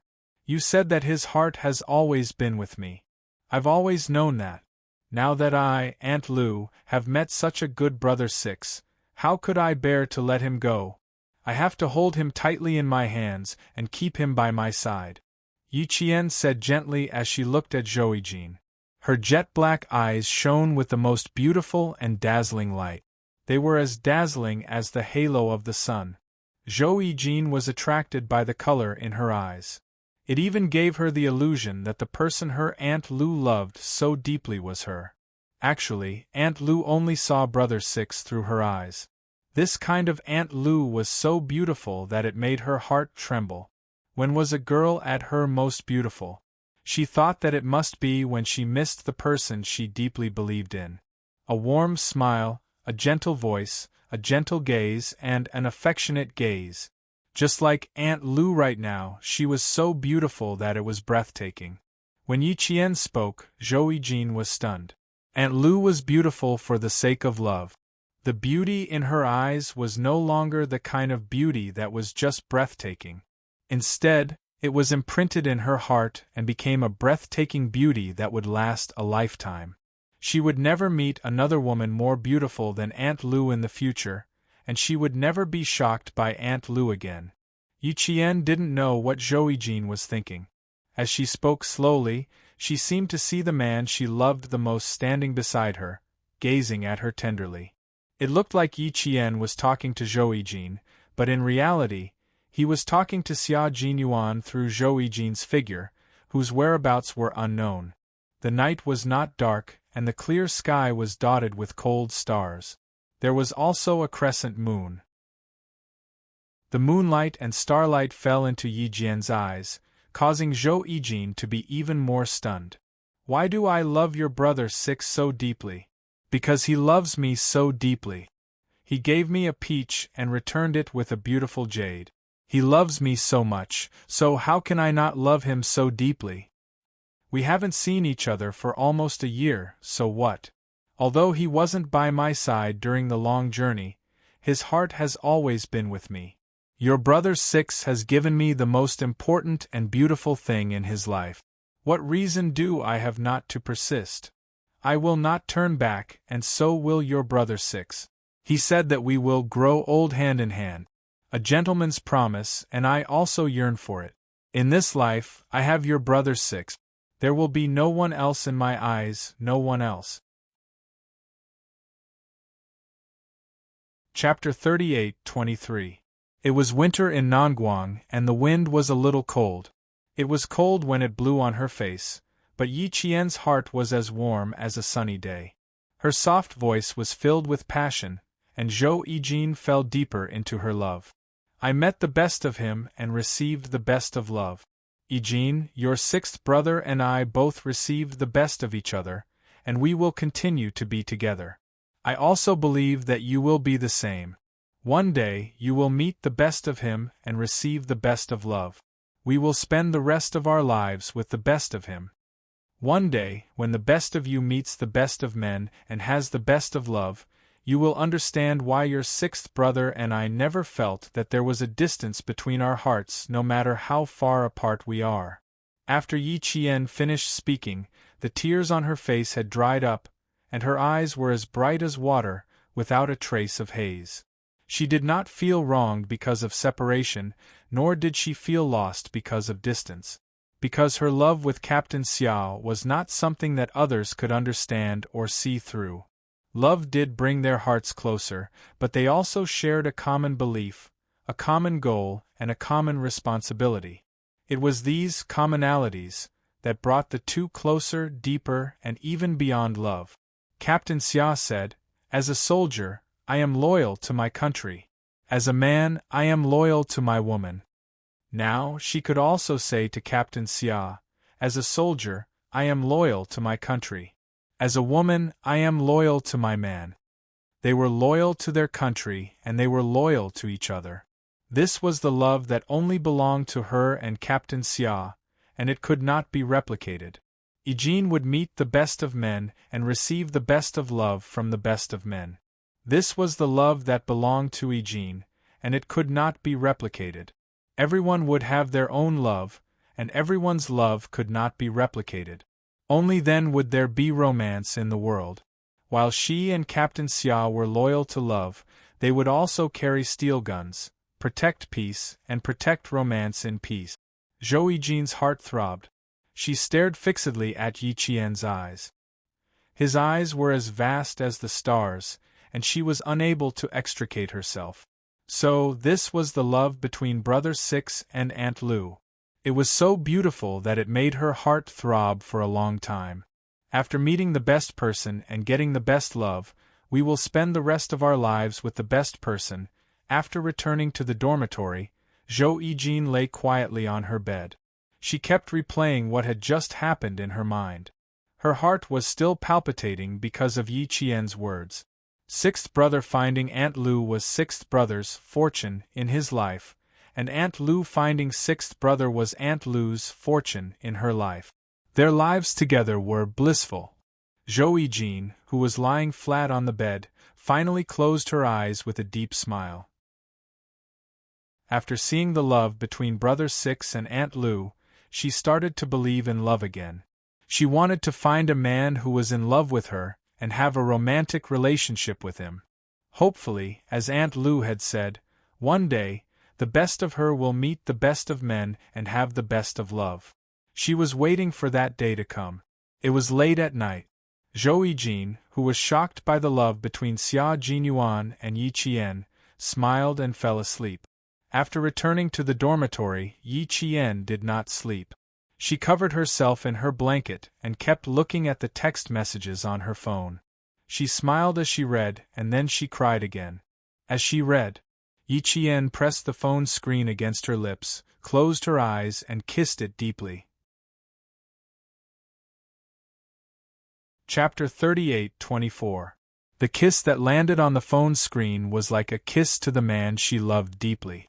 She couldn't move her lips away from the phone screen for a long time. In the end, Yi Qian fell asleep with the phone in her hand. She didn't even know when she fell asleep. When she woke up the next day, Ding Ling pointed at her eyes and reminded her vaguely, "Your eyes are a little swollen. Did you not sleep well? I'll get a cold towel for you to apply." She cried too much last night. Her eyes were swollen. Ding Ling didn't ask why Yi Qian's eyes were swollen. She knew at a glance that it was the aftereffect of crying last night. So, even the omnipotent Yi Qian had times when she was sad to the point of crying. Ding Ling looked at Yi Qian, who was applying the towel to her eyes. She just didn't know why she cried. Yi Qian naturally wouldn't tell Ding Ling why she cried. She rarely even mentioned her personal matters to her close friend in Jiasen, let alone to Ding Ling, whom she hadn't known for long. But, when she saw her older brother staring coldly at her swollen eyes, Yi Qian, who was under immense pressure, took the initiative to tell Li Jinyan the cause and effect without waiting for him to ask. She had no choice. Her older brother's gaze was as sharp as a knife. The pressure was too great. If she didn't tell him the truth, she might not be able to get through it. Li Jinyan originally thought that his sister had been wronged. Who knew, she was so moved by Xia Jinyuan's 100-word message that she cried for a long time last night. One message made you cry for a long time? When did you become so emotional? Li Jinyan, who didn't know anything, felt incredulous. What kind of message made his strong sister cry for a long time? He couldn't understand it at all. Yi Qian thought for a while, then handed the phone to her clueless older brother. "It's this message. Captain Xia sent it to all his brothers and sisters. I only found out about it last night. Then, I was moved." Last night, her emotions came suddenly. She was touched by the care and concern in the message. Her tears flowed uncontrollably, and she cried in front of Yijin. Yi Qian felt embarrassed just thinking about it. Now that she said it out loud, her fair, jade-like cheeks blushed slightly. She felt even more embarrassed. Li Jinyan didn't intend to look at the phone, but he didn't know what was wrong with his brain, but he took the phone. Yi Jianjian was dumbfounded. She thought that her brother, who was not interested in these things, would not look at her phone. In the end, he actually took her phone and looked at it. Li Jinyan took the phone and saw the shock in Yi Qian's eyes. He waved the phone and said mockingly, "What's wrong? You don't want to show me? Are you testing me?" "No, no." Yi Qian shook her head like a rattledrum. She was afraid that Li Jinyan would notice something, so she nodded heavily. "It's nothing. Look, look." "But big brother, you're not allowed to laugh after reading it." "Do I like to laugh?" Li Jinyan unlocked the phone's screen. The slender phone moved a few buttons and quickly entered the message inbox. There were only 3 messages in the inbox. He looked at the displayed number. It was unfamiliar. It wasn't Xia Jinyuan's phone number. Yi Jin's phone number is Aunt Xia's daughter. The message is a little long. There are 3 messages, Yi Qian reminded him softly. One message was divided into 3 messages. There were too many words. Li Jinyan, who appeared calm, solemnly opened the message at the bottom. Chapter 38-25. How did Xia Jinyuan manage to woo his sister? He had to learn more.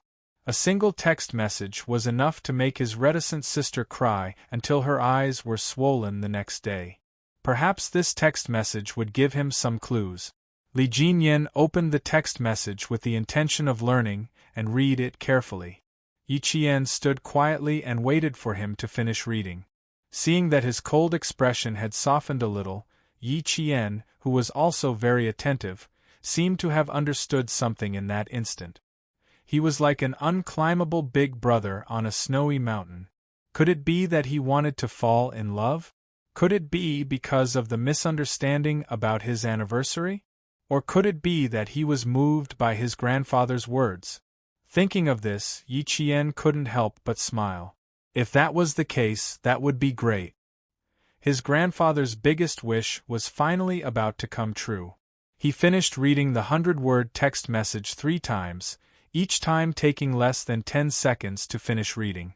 After reading it for the first time, Li Jinyan glanced at his sister, who was standing obediently beside him. His eyebrows twitched. He looked at Yi Qian, and Yi Qian looked at him. Then, she blinked. Li Jinyan's eyebrows twitched again. Then, he went back to the first text message and read it from beginning to end.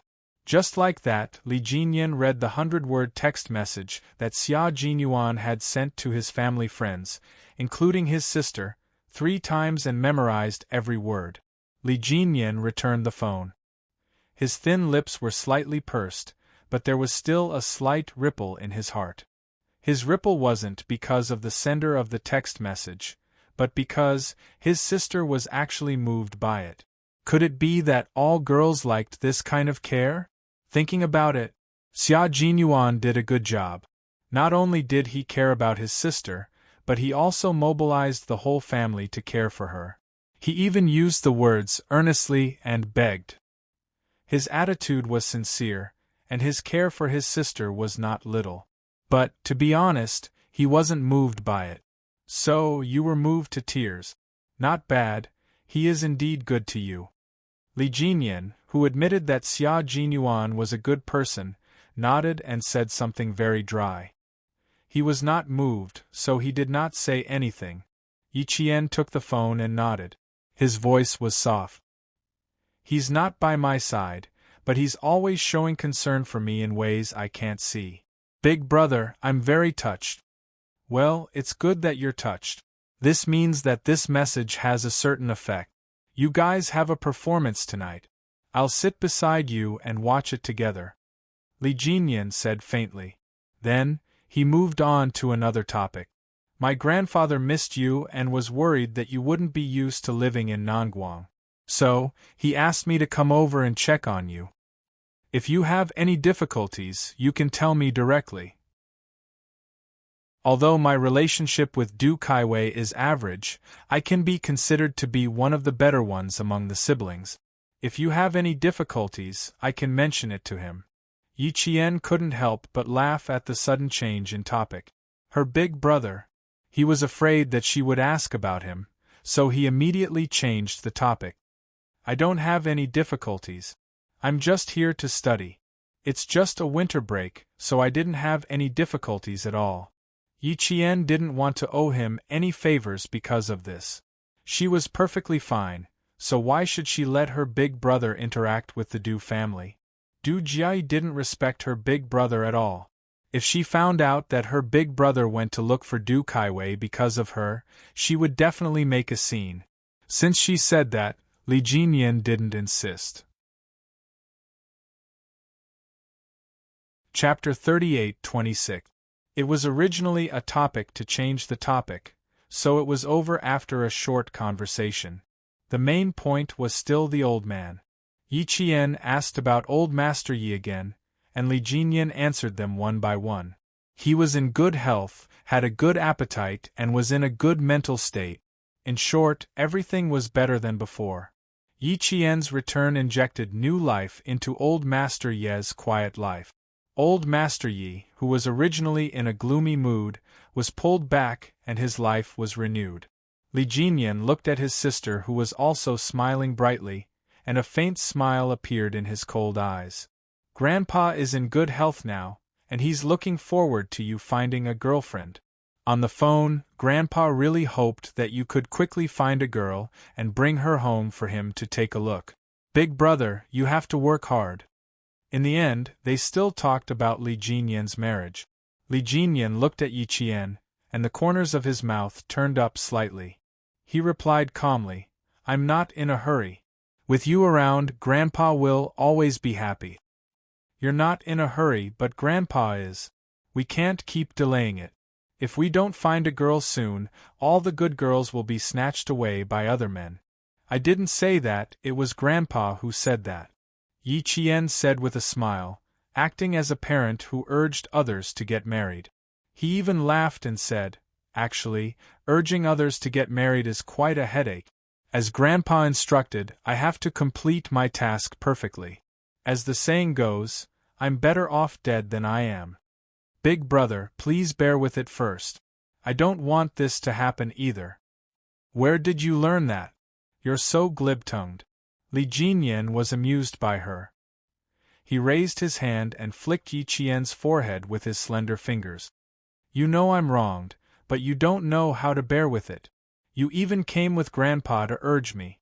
I think you just want to watch the show." No, I also really hope that Big Brother can find a gentle, kind, and cute sister-in-law. Big Brother, let me give you some advice. You're so cold that I don't even know if you have any emotions. You definitely can't find another dignified and virtuous sister-in-law who doesn't show her teeth when she smiles. Her suggestion made Li Jinyan's eyebrows twitch a few times. His intuition told him that Yi Qian's next words would make him even more helpless. He could have stopped her from continuing, but when he saw Yi Qian's smile, which was brighter than the sun, Li Jinyan couldn't bear to do so. The smile on Yi Jian's face deepened. Her clear and melodious voice was like pearls falling on a jade plate. It was extremely pleasant to the ears. "I'm very worried that, if you find such a girl, your date will become a date where you look at me and I look at you. You won't say a word and just sit there for the whole day." Sure enough, it wasn't anything pleasant to hear. Li Jinyan couldn't help but laugh. His little sister was really a silly girl sometimes. Didn't she understand that if he really did find a sister-in-law for her one day, a lot of his concern for her would be diverted to the other girls by his side? Just as Xia Jinyuan said, his little sister had suffered too much and now only wanted to make up for it. In the 100-word message, he acknowledged this sentence the most. It was also because of this sentence that he realized how deeply Xia Jinyuan loved his little sister. "Silly girl, Big Brother also wants to make up for all the hardships you went through when you were young so that you can be happier and enjoy more. Find a girlfriend?" Although he had wavered a little, he still couldn't beat his heart's desire to care for her better. How nice it was to be like this. Chapter 38:27. The reason why Li Jinyan thought that things were going well was simple. Like now, he didn't have to worry about the other girl. He didn't have to guess what the other girl was thinking. He could give all his care to his younger sister, who had helped his grandfather get back on his feet. This kind of interaction gave his lonely heart a place to return to. He could feel the warmth of his original family and no longer have any regret. Every few steps, the two siblings would look at each other and smile. Du Jiai, who was watching from afar, interpreted the intimacy between the siblings as another form of affection. Click. After a few sounds, Du Jiai sneered with disdain. She used the camera that she had prepared for the art troupe to take a few photos of the siblings. The effect was so good that the old man put the photos of the siblings in a frame and put it on the bedside table. Every night before he went to bed, he would look at his grandson and granddaughter in the frame. The soft sound didn't escape the Special Forces siblings' ears. They looked in the direction of the sound at almost the same time. Li Jinyan only saw the back of a woman in a red coat. He didn't recognize her. Yi Qian recognized her at a glance. The click she heard just now was the same sound she had heard when she took a photo with Yi Jin yesterday. It was the sound of a camera shutter. Secretly taking photos of her and her brother? Yi Qian narrowed her eyes. What was Du Jia trying to do? Whose family is she? Why is she taking photos here? Li Jinyan didn't recognize her at all. His eyes were cold. Taking photos was prohibited in the military zone. As a family member of a soldier, she should abide by this rule. When Yi Qian heard this, she knew that her brother's relationship with Du Jia, who was related to him by blood, was very, very ordinary. They were so ordinary that they were like strangers. She couldn't recognize who she was at all. Du Jia. I don't know when she joined the team. It seems like she doesn't plan to leave for a while, Yi Qian said with a smile. His mood was not affected by Du Jia at all. She took a picture of us just now. I heard that the effect is better when you take a picture. I'll get it back from her later. As soon as Li Jinyan heard Du Jia's name, he lost interest in asking any further questions. He only replied, I'll mention this to Du Kaiwei. As the regiment commander, it's my responsibility to deal with the family members who don't abide by the rules and regulations of the team. Although the two siblings had only known each other for less than 3 years, they were highly similar when it came to handling certain matters. They wouldn't disturb their mood for someone they weren't interested in. They would just ignore them. The two siblings didn't care about the incident at all, but Li Jinyan had the intention to kick Du Jia out of the company. Du Jia, on the other hand, was so happy that her footsteps were especially light, sweeping away the pent-up anger that she had suffered in front of Zhou Yijin and Yi Qian last night. Why did she call him Brother Li so affectionately? Ha ha ha, so that's what happened. She was indeed too naive. She thought that Yi Qian was only trying to get close to Li Jinyan. Who knew that she wasn't trying to get close to anyone, but even Li Jinyan's body? She was too shameless. In order to become a phoenix, she was even willing to sell her own body. This kind of trash really made her feel disgusted just by standing next to her. Wasn't Xia Jinyuan very powerful? Didn't he hate scheming women? She must be blind this time. She actually thought that Yi Qian's unscrupulous trash was a good person and even introduced her to Zhou Yijin. She was really blind. Chapter 38-28. When she returned to Beijing, she would develop the photos and show them to Auntie Xiao. Then, she would ask Auntie Xiao to expose Yi Qian's facade. When that happened, the more Du Jia thought about it, the more excited she became. When that happened, Yi Qian wouldn't be the only one to be humiliated. Xia Jinyuan, Li Jinyan, and of course, family Xia would also be humiliated. She didn't come to Nanguang for nothing. She actually managed to capture such an interesting scene. Just wait and see, Yi Qian. Let's see how you can stand firm when that time comes. If you still want to stay in the army after graduation and climb up the social ladder, Du Jia, will make you suffer the feeling of being trampled into the mud. She will make you understand the consequences of offending someone you shouldn't have offended. Du Jia pushed open the doors to the auditorium and revealed an even more dignified smile. Her every move was so natural and elegant. She was like the most beautiful flower in a field of flowers, attracting the attention of countless people. Du Jia enjoyed the feeling of being watched. The more people looked at her, the more elegant she became. She enjoyed being stared at, and she enjoyed the amazement in their eyes. Li Jinyan accompanied Yi Qian out of the auditorium but didn't go in. He didn't want to see Du Jia. He didn't want Yi Qian to hear Du Jia's harsh words and hurt the only sister he cared about.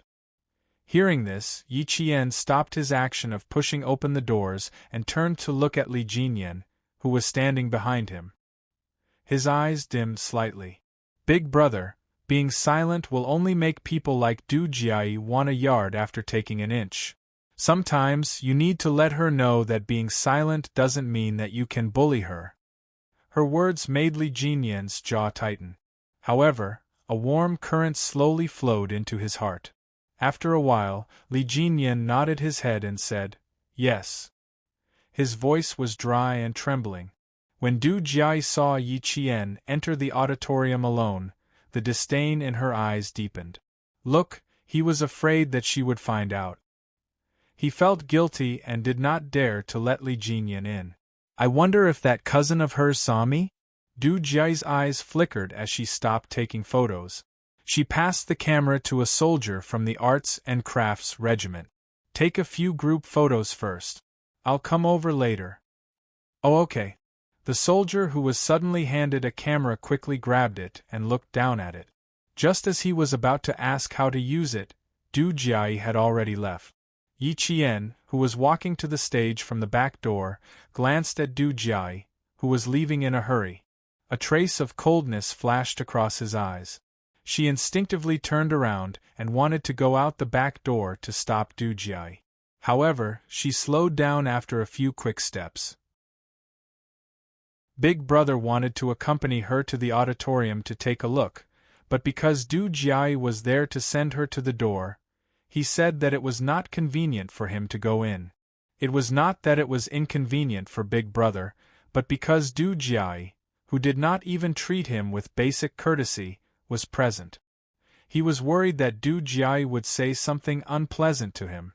He was worried that she would be sad if she heard it, so he said that it was inconvenient. Yi Qian, whose eyes were cold, could not help but bite her lower lip. In the end, she turned around and walked towards the stage. Since Big Brother did not want her to see it, then she would not go. She did not want to embarrass Big Brother. Outside, Du Jia caught up with Li Jinyan, who was leaving. She chased after him aggressively and stopped him with a cold smile. "Big cousin, where are you going in such a hurry? Don't tell me you're going to ignore me like you did when you saw me, so you just turned around and left. Cousin, you're still the same as before. Our brothers and sisters don't know how to get along with you. You're still the same as before. You make us feel that you're an eyesore." Chapter 38-29. In front of Li Jinyan, Du Jia had never been polite. When she was very young, old Madame Shaoli pointed at Li Jinyan and said to her, "Jiajie, you have to remember Grandma's words. That Li Jinyan is an annoying guy. He wants to snatch good things from you. If he snatches your delicious food now, he will snatch the things that Grandpa left for you in the future. He will also snatch your brothers and sisters' good things." When old Madame Shaoli taught Du Jia these words, Du Jia was only 5 years old. However, it was the right time to teach her, and it was also the easiest time to teach children bad things. From then on, Du Jia remembered, especially when old Madame Shaoli said, "You have to remember, don't be nice to the guy who snatches your things. You have to let him know how powerful you are so that he won't dare to snatch your things in the future. Moreover, you can also snatch the good things in his hands, do you understand?" It made Du Jia understand that as long as she was fierce and domineering, she could scare Li Jinyan who wanted to snatch her things. She would get more and better things, and she could even get the good things that originally belonged to Li Jinyan. Du Jia, who remembered, had always done this and had tasted the sweetness. Every time she made a fuss, everyone, including her uncle, would stand by her side and scold Li Jinyan for not giving in to his sister. Every time, Li Jinyan would have no choice but to give up the things in his hands to her. No matter what it was, even if she didn't like it, she would get it as long as she made a fuss. If she got something she liked, she would put it away properly. If she got something she didn't like, it didn't matter. She could do whatever she wanted with it. Anyway, because she was still young, the adults wouldn't care. Li Jinyan was much more unlucky than her. Every time he would be scolded, and every time he would have to bow his head and apologize to her. Every time she would get her grandmother's praise, and then she would get good things from her grandmother. Later on, as Li Jinyan grew older, she also grew older. Quarreling was no longer effective. Li Jinyan would ignore her. Whenever he saw her, he would take a detour, not giving her a chance to make a move. However, the more it was like this, the more she wanted to see his expression of anger. However, after Li Jinyan entered junior high school, he suddenly became smart. When he went to school, he did not even go home.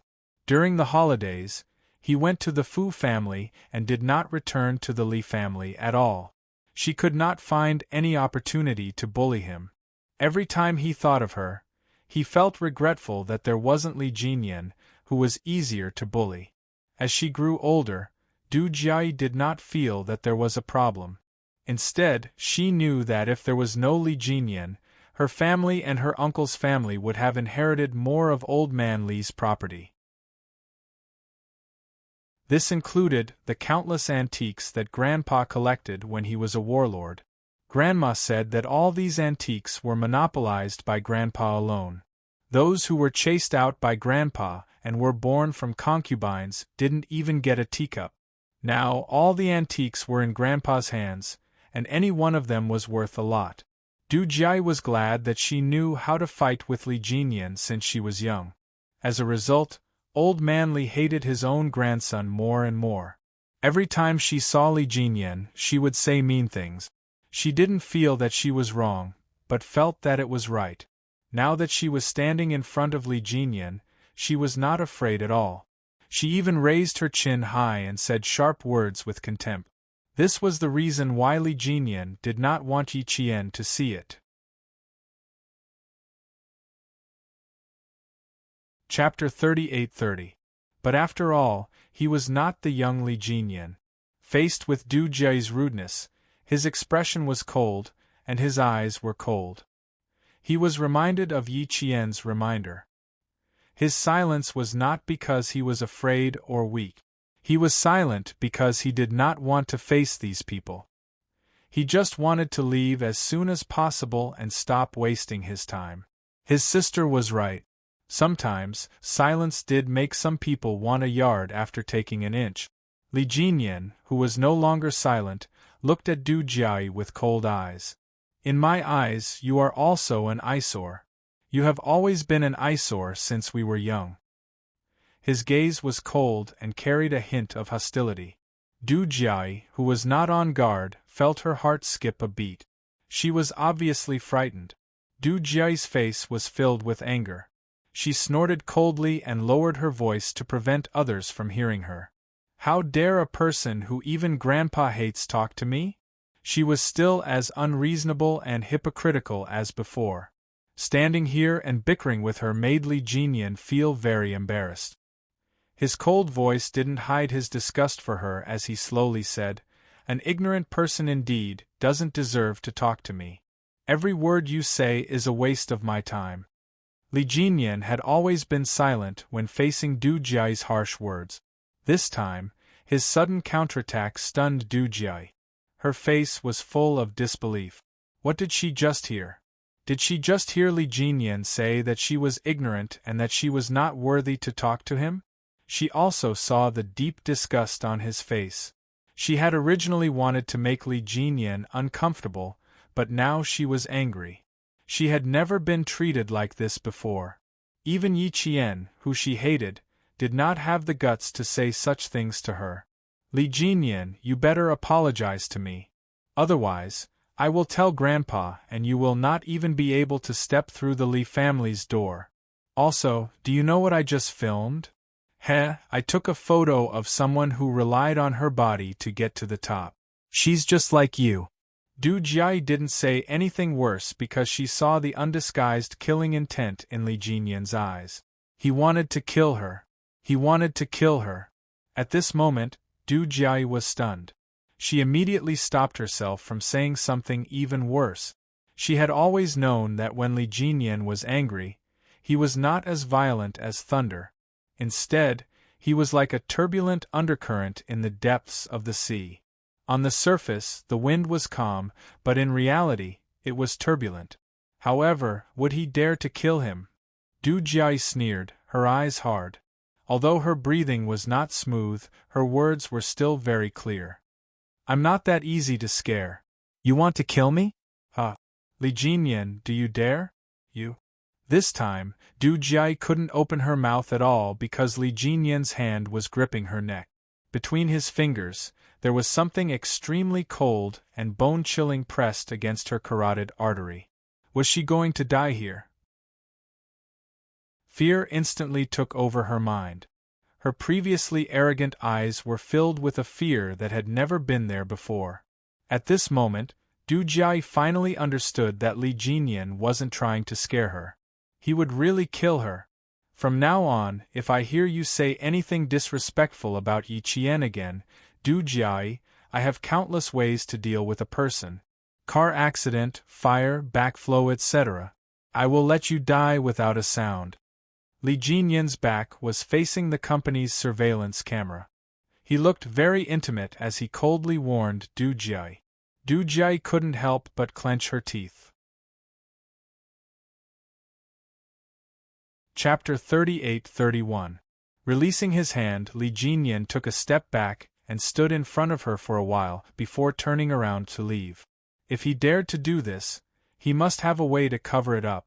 He was not afraid of being discovered. Du Jiayi originally thought that he was just scaring her. She did not expect that she would really escape death. She clutched her liberated neck and coughed violently. Du Jiayi coughed until tears came out of her eyes. She coughed while taking deep breath. Her gaze was fixed on the tall figure that was walking away. At that moment, there was not only fear in the depths of her eyes, but also coldness. He wanted to kill her. He really wanted to kill her just now. Just because she said something about Yi Qian, he actually wanted to kill her. Her knees were so weak that she could not stand steadily. She could only slowly squat down and did not stand up for a long time. A passing soldier saw her and walked up to her to ask about the situation. What happened to you? Do you need help? No need. Du Jiayi covered her head and replied. Her voice was somewhat cold as she rejected the soldier's offer. It was as if she was venting her anger on him. After saying that, she regretted it. She raised her head and smiled politely. I'm sorry. I encountered something unpleasant just now. I'm fine. There's no need for help. She seemed to be the regiment commander's sister. The soldier hurriedly waved his hand and left without asking any more questions. Du Jiayi, who still had not recovered from the fear of death, stood up. She stood in the same spot and did not immediately move half a step. After an unknown amount of time, she let out a long sigh. As the coldness in the depths of her eyes gradually rose to the surface, a sinister smile appeared at the corner of her mouth. Du Jiayi, who was shocked by the murderous intent, smiled deeper and deeper. Her gaze, which was fixed on Li Jinyan's back, was as if it had been dipped in the coldest of poisons. Du Jiayi, who was temporarily frightened, was very smart. She did not chase after Li Jinyan because she knew that even a rabbit would bite when cornered. He said that he had thousands of ways to kill her. She would believe that he had thousands of ways to kill the enemy on the battlefield, but if he wanted to use those methods on the battlefield on her, would it be possible? He was already a lieutenant colonel at such a young age, and his rank and seniority were enough to hold a position in the regiment. This wasn't a rank and seniority that an ordinary lieutenant colonel could have. A lieutenant colonel regiment was enough to show that Li Jinyan was an elite in the navy. Li Jinyan had been ostracized by his family since he was a child. Even his own father didn't like him. Now, he was one of the elites of the lieutenant colonel group. How could he say that he had hundreds of ways to kill her? How ridiculous! Does he still want his future? In this regard, Du Jiayi did not completely take Li Jinyan's warning to heart. However, she understood that Li Jinyan was no longer the Li Jinyan that she could bully and tease at will. This man was mature enough to be strong enough and had the courage to go against his family. And if she still treated him the same way as before, the scene that shocked her today would happen again. "You want to kill me? Let's see who is stronger," Du Jiayi murmured in a low voice. Then she turned around and returned to the auditorium elegantly as usual. She was not in a hurry. As long as her grandma was still alive and her grandpa was still in charge of the Li family, she would have enough opportunities to teach Li Jinyan a lesson. If she did not have the ability to teach Li Jinyan a lesson, there were so many elders in the Li family. She could use them to teach Li Jinyan a lesson. Facing the suppression of the elders, would Li Jinyan dare to resist? He would only be punished more like when he was a child. The more he resisted, the more he would be punished. Chapter 38-32. Du Jiayi had never been a coward. Old Madam Li had taught her that crying children get candy. Old Man Li had taught her to know when to advance and when to retreat. Save your strength. And Madam Li had taught her to plan before taking action. She had applied what she had learned, and her journey had been smooth sailing. She had gotten rid of those who were an eyesore to her. She had also suppressed countless opponents who had wanted to resist, but had ultimately been defeated by her. Everything had gone according to her wishes. Everything was in her hands. It had been like this in the past, so it would be the same in the future. Li Jinyan, Yi Qian. Just you wait. With the photos, I don't need to do anything. Someone else will do it for me. Du Jiayi returned to the auditorium with a sinister smile. Since she was going to teach Li Jinyan a lesson for daring to kill her, what was she waiting for? Waiting for him to return to the army before making her move? It was too late. She had to take advantage of the fact that he hadn't returned to the army yet. She could still get a call from Grandpa to summon him back to the Li family. Her high heels made a clicking sound as she stepped on the floor. The soldiers who were rehearsing in the auditorium didn't notice her departure and return, but Yi Qian had been paying attention. Seeing Du Jiayi return with a dark and cold expression, as if she had been angered, Yi Qian heaved a sigh of relief. Could it be that Big Brother didn't remain silent this time? Du Jiayi had been looking for Yi Qian ever since she entered the auditorium. Now that Yi Qian had retracted his gaze, Du Jiayi had also found where Yi Qian was standing. Du Jiayi walked past a few rows of seats and headed straight for Yi Qian. She was a few centimeters shorter than Yi Qian, but Yi Qian was wearing training boots, while she was wearing 10 centimeters high heels. She was 5 centimeters taller than Yi Qian, who was 168 centimeters tall. In addition, she deliberately walked closer to Yi Qian, which made her look condescending and arrogant. She sized up Yi Qian with a disdainful gaze, and the mocking smile on her lips deepened. Yi Qian, do you really want to enter the Li family? With your appearance, do you think? She raised her arms and made an extremely rude gesture of sizing her up. Can you enter the Li family like this? Aren't you overestimating yourself? Yi Qian raised his eyebrows and smiled. Miss Du, are you planning to enter the entertainment industry? I'm very surprised that you have so many scenes. You think too highly of yourself. I really haven't. You want to enter the Li family? Sorry, I'm not interested. As if she had heard a joke, Du Jiayi giggled. Her laughter was like the trembling of a flower, and her laughter was especially elegant. Stop pretending, Yi Qian. I really want to laugh when I see how you don't mean what you say. TSK, TSK, TSK. I really underestimated you. I didn't expect you to hook up with Li Jinyan so quickly and have him protect you so much. She deliberately approached Du Jiayi because she didn't want others to overhear her words.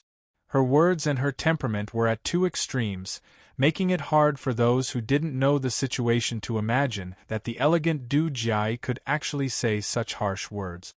Do you really think that hooking up with Li Jinyan can help you realize your ambition? Do you think you can enter the Li family? As for me, I'm somewhat related to Li Jinyan. His grandfather is also my grandfather.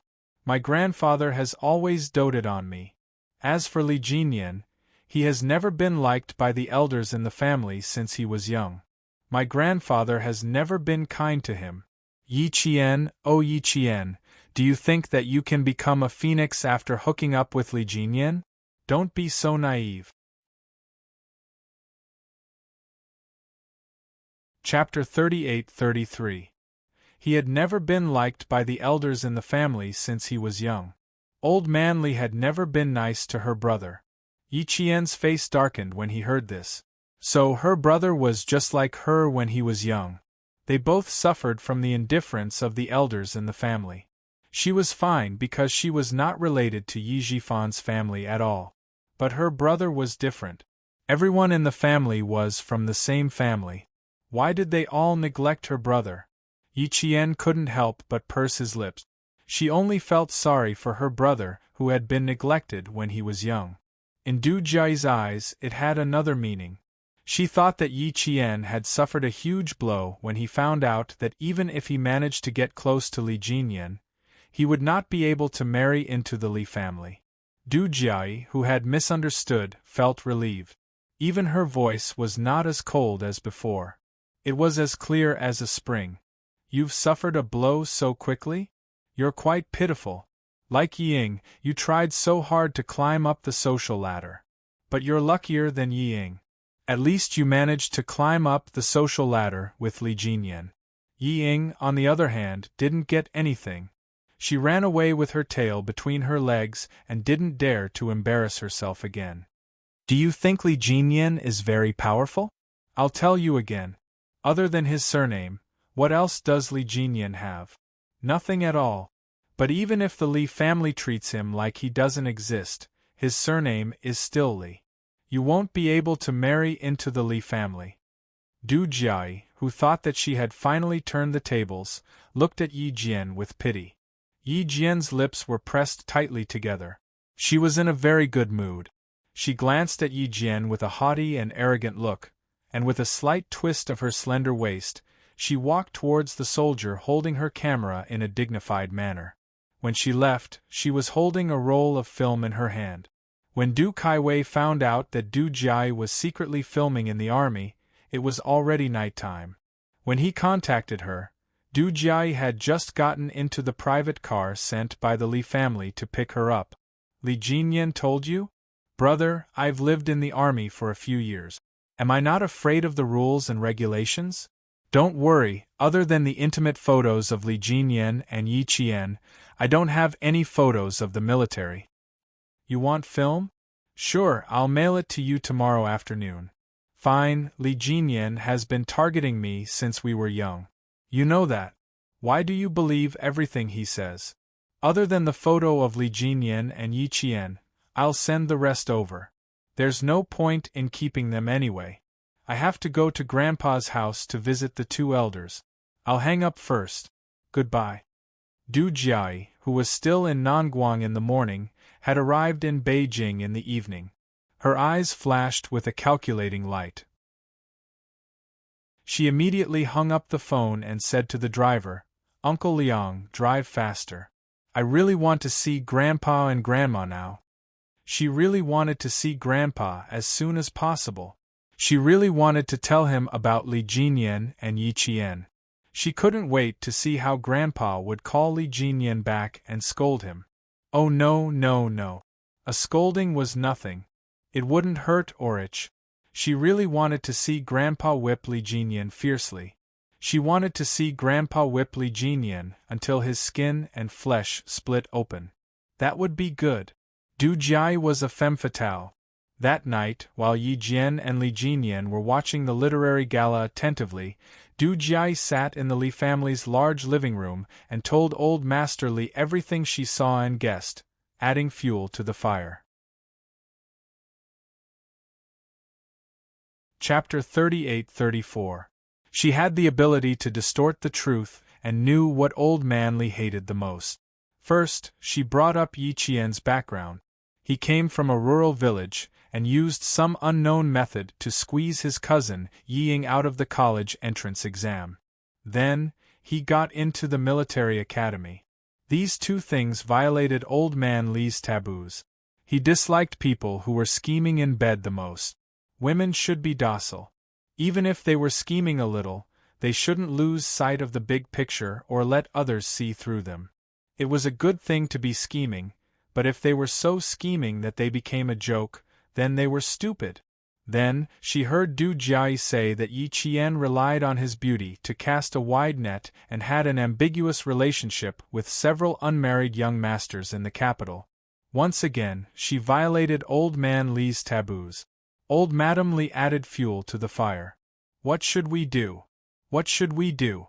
Jinyan has been too well protected by his family since he was young. He doesn't know how sinister people are. After joining the army, he doesn't know how complicated society is. How many girls with bad intentions want to marry into a rich family? Old Manly, what should we do? Jinyan isn't close to his family. If we tell him to be careful, I'm afraid he'll blame us. What should we do? I'm so panicked that my hands are trembling. As she spoke, Old Madam Li, who could be said to be the ancestor of the white lotus flower, placed her hand on the back of Old Master Li's hand in order to let him know that she was really panicking.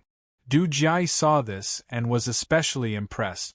The person she admired the most was not her own mother, but her grandmother, who made her grandfather feel that although she was scheming, she didn't go overboard. A woman like her grandmother could be called a winner. Old Manly wouldn't fly into a rage when he was angry. At his age, it wasn't suitable for him to be angry. Old Manly glanced at his second wife and said indifferently, Jinyan wasn't protected too well by his family. He just knew that his family wasn't sincere to him.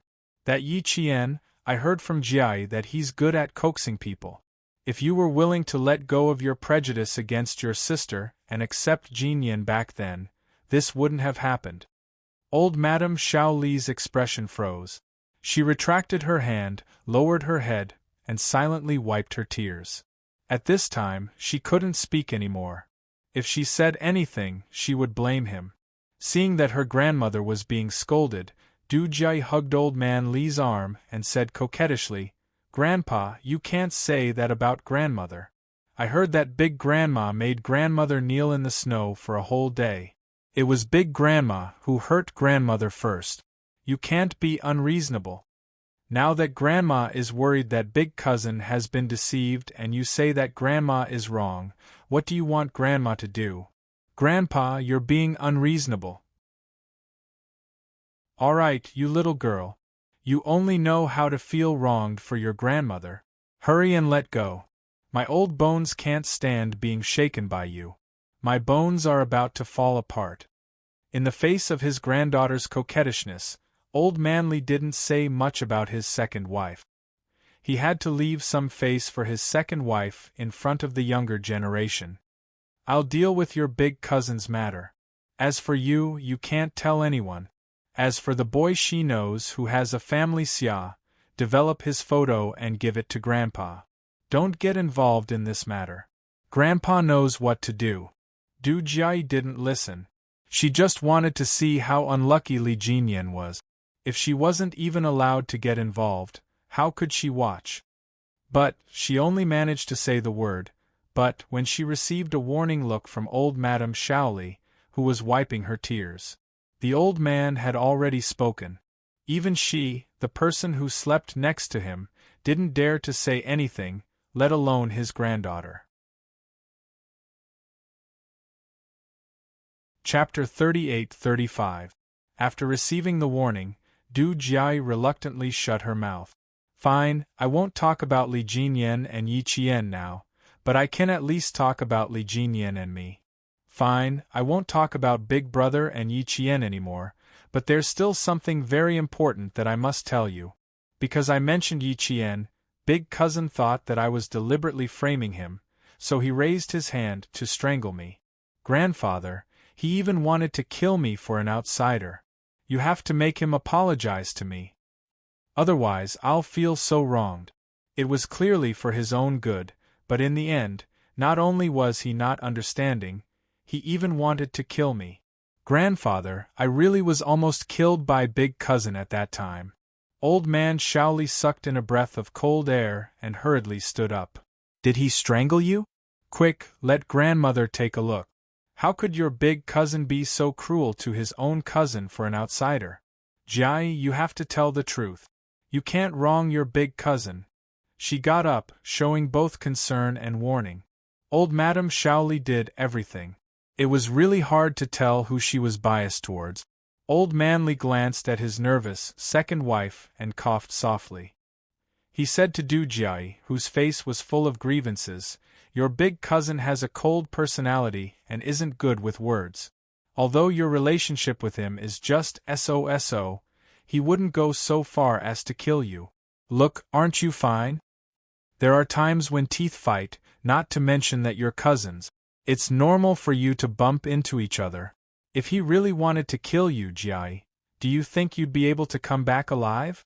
I don't think so. You said that your cousin is now in the lieutenant colonel regiment and is considered an elite in the army. Then, with his ability, if he really wanted to kill you, you wouldn't be able to escape. Alright, don't treat the bumps between siblings as a big deal. Grandfather still has things to do. Go and chat with your grandmother." Old Manly, who didn't give Du Jai any explanation, stood up. He treated what Du Jai thought was a big matter as a quarrel between siblings. Du Jai thought that she could be comforted and hear that her grandfather, who doted on her, would stand up for her. She thought so, but who knew that it was not the case? Grandfather, Du Jai was not satisfied that she did not achieve the effect she expected. She got up and wanted to pester him a little longer. Jai, your grandfather has something to deal with. Accompany me for a chat. Old Madame Shaoli quickly grabbed her granddaughter's arm and forcibly pulled Du Jai back to the sofa. Du Jai, who felt that she didn't get anything, couldn't take it anymore. Her eyes turned red in an instant and she stretched her neck. She felt so wrong that tears flowed out of her eyes. Grandma, look. It's not like what Grandpa said about the conflict between siblings. Big cousin clearly wants to kill me. Look here, it's still red. It's still red. There wasn't even a mole on her white, swan-like neck, let alone red. Old Madame Shaoli pulled Du Jai's hand away from her collar and said with heartache, "Grandma knows that my Jiajia has been wronged, and I also know that my Jiajia is not lying. But, Jiajia, since your grandfather said that it's just a quarrel between siblings, then it's a quarrel between siblings. If you feel wronged, think about your grandfather's angry expression just now. Won't you feel better in your heart? Since you just want to make Li Jinyan's life unhappy, then remember not to be too greedy. Everything has a progress. What you want to happen will inevitably take time to ferment. When the time comes, you won't feel wronged. Instead, you'll feel that all the grievances are worth it." Chapter 38-36. Even after listening for so long, Du Jai still felt aggrieved. Tears trickled down her cheeks, and she sniffled from time to time. Before long, the tip of her nose was slightly red from crying. Old Madame Shaoli took out a tissue and passed it over. Her kind voice was like a soothing classical song, comforting Du Jai's aggrieved heart. "You've already achieved your goal tonight, so you can take your time from now on. Old Master Li is already angry, so are you still afraid that Li Jinyan won't have a hard time? You're just waiting for Li Jinyan to be reprimanded by Old Master Li. Calm yourself down, and don't think about watching Li Jinyan anymore. Your grandfather won't like it." Old Madame Shaoli comforted her granddaughter gently. Gradually, the grievances in Du Jai's heart disappeared bit by bit. By the time she fell asleep, there was only a tiny bit of grievance left. The next day, Du Jai was woken up by Old Man Li reprimanding Li Jinyan over the phone. The grievances in her heart flew away immediately. She was so happy that she lifted the blanket and got out of bed barefoot. Opening the door, she was about to run out, when the door opened, Du Jiai stood there without running out. She looked a little embarrassed. Her grandmother seemed to be waiting for her outside. Jiai, what have I taught you? Haste makes waste. You still haven't learned it at this age? At the door, old Madame Li, who was wearing an exquisite handmade cheongsam, stood there quietly. She still had the gentle smile of an old woman on her young and beautiful face. She just looked at her granddaughter indifferently. Grandma, I have never seen your grandfather reprimand the son and grandson left by his legal wife. Where did your courage come from? Grandmother, I didn't. You've misunderstood me. Du Jiai was a little unwilling. She gently grabbed old Madame Xiao Li's wrist and shook it gently. I woke up hungry, so I got up to eat breakfast. Who was old Madame Xiao Li? She climbed into old man Li's bed at the age of 14 and gave birth to Li Chenglan at the age of 15. She jumped from a beggar to the matriarch of a warlord's family. Her ability and means were extraordinary. How could someone as scheming as her be fooled by Du Jiai's coquettishness? Besides, the more a woman acted coquettishly, the more a man would dote on her. This was something she had taught her own granddaughter. It's not working on her. Without any hesitation, Madame Xiao Li slowly withdrew her hand. With a smile as gentle as water, she tucked Du Jiai's uncombed hair behind her ear and gently brushed the loose strands in front of her forehead. Her voice was unhurried as she said, "Since your grandfather already knows about Li Jinyan's affair with that shady girl outside and told you not to interfere, saying that he'll handle it properly, then you should listen and watch. You can't have any other thoughts. Old master is old, but his heart and eyes are not old. Li Jinyan's surname is Li. No matter how unhappy he is, it's not up to you, a granddaughter with the surname Du, to do anything, understand? I've never done anything in my life. I hope you learn from me and don't do anything stupid. Old master's surname is Li, and Li Jinyan's surname is also Li. The Li family's matters should only be handled by the Li family. No one can interfere no matter how close they are. Old master knows this clearly. Otherwise, why didn't old master say that Li Jinyan's hand was on your neck last night? Why didn't he say that he wanted to speak to you? It's obvious that no matter how wrong Li Jinyan is, no matter how wrong he is, no matter how out of line he is, you have no right to interfere, understand? Jiai, remember what I said. This is my warning to you, and also my advice. Chapter 38-37. In the Li family, the one who knew Old Man Li the best was naturally Old Man Li's wife. Her advice was equivalent to telling Du Jiai what kind of perspective to take in order to please Old Man Li. However, at this time, Du Jiai obviously didn't take it to heart like last night. She quietly clenched her hands. She was angry because of Old Lady Li's different relationship. She lowered her eyes to hide the unwillingness in her eyes and made herself look weak and harmless. Think about what Grandma said and tell Grandma after you think clearly. Quick, Grandma's good granddaughter, go back to your room to tidy yourself up and go downstairs after you dress up. My Jia is so beautiful. You can't bury your beauty. Old Lady Li pinched Du Jiai's cheek intimately with her hand that looked loose despite her careful maintenance, and then turned to leave with a deep smile. From the back of the exquisite cheongsam, one couldn't tell that she was an old woman in her 70s or 80s. Even her daughter, Li Chenglan, who was 15 years younger than her, couldn't compare to her. Du Jiai slowly returned to the room and then sat down heavily on the bed. Her hands clutched the bedsheets so tightly that they were about to tear. In the end, it was because her surname was Du and not Li. Grandpa didn't treat her as a member of the family, and it was the same for Grandma who loved her. In their eyes, only the surname Li was the real family. Everyone else was an outsider. Du Jiai was so angry that her teeth were chattering. She just wanted to go back to the Du family now. She just wanted to go back to her real home as soon as possible. She didn't want to stay in the Li family at all. The Li family was a family with the surname Li. It had nothing to do with her surname Du. No matter how much she tried to please Grandpa, at the critical moment, Grandpa was still on Li Jinyan's side, not her, his granddaughter. She had finally figured it out. What was Du Jie? She was nothing. Who asked her to be surnamed Du? Downstairs, Old Manly was still scolding.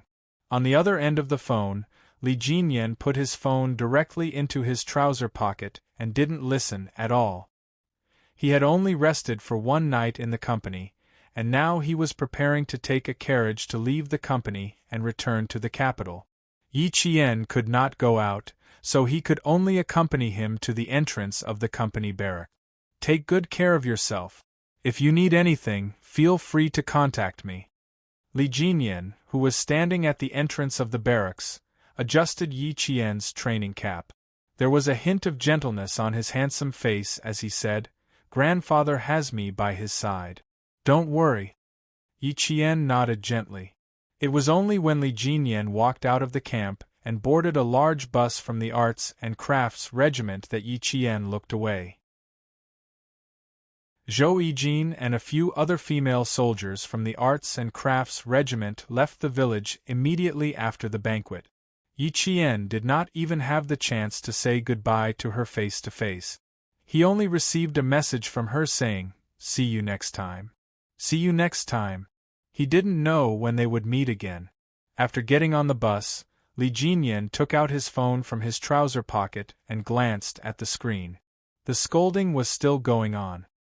He pressed the corners of his mouth together and pressed the phone to his ear. Although you are not close to your family, don't even think about bringing a shady woman back to the Li family.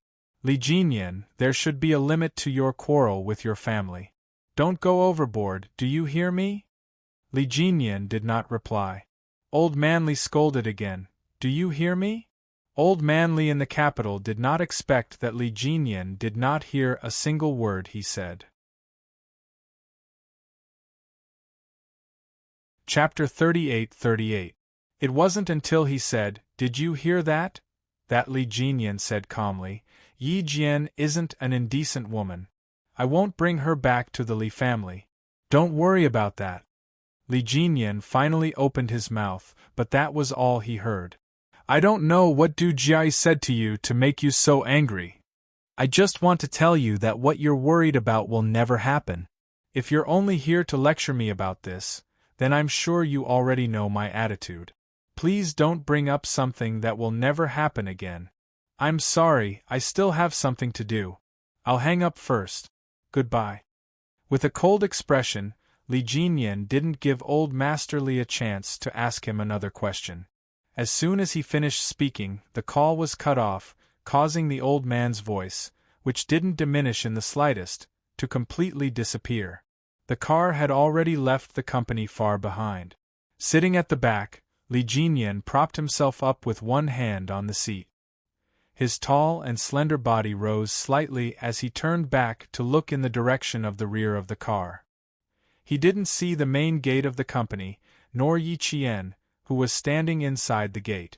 Yi Qian had already thrown herself into training.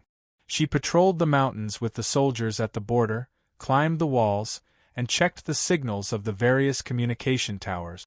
At night, she and Ding Ling, with wet hair, bent over their desks to write the day's training reports.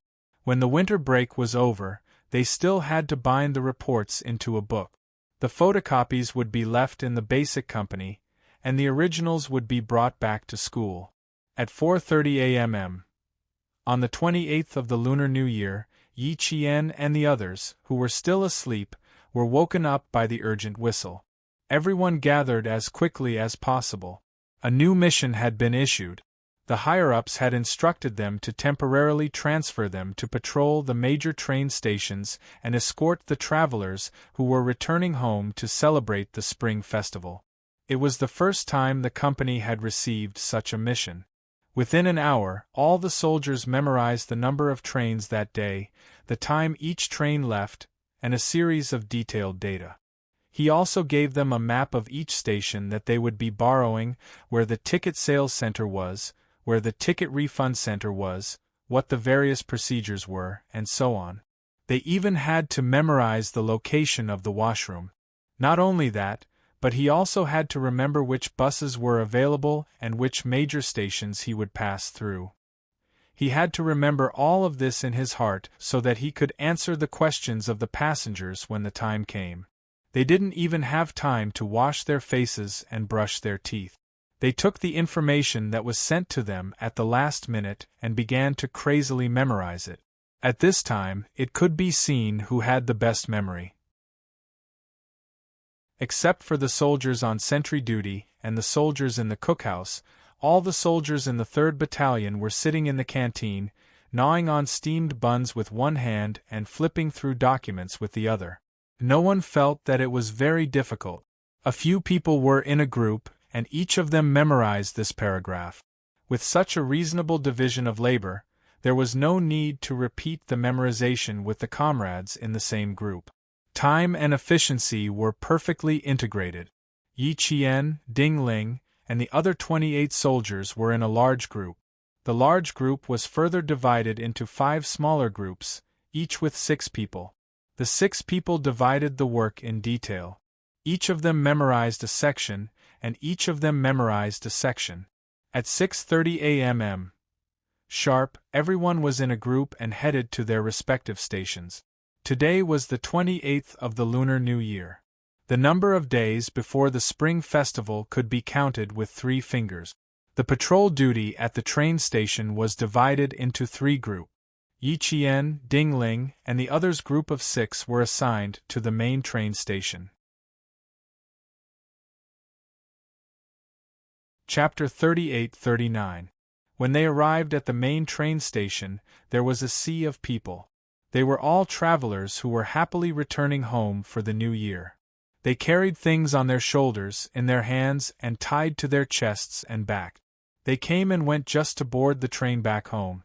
Yi Qian and the others immediately gathered after alighting the train. Then, they immediately threw themselves into the task assigned to them. These 2 days were the busiest and the most eventful. There was a constant stream of people asking questions, and people rushing over to say that they had lost something. There were even cases of people fainting and people suddenly falling ill. From the 28th day of the new year to the 30th day of the new year, Yi Qian was so busy that he didn't even have time to take a sip of water. Number one, there is a passenger who needs to go to Huaqing Building.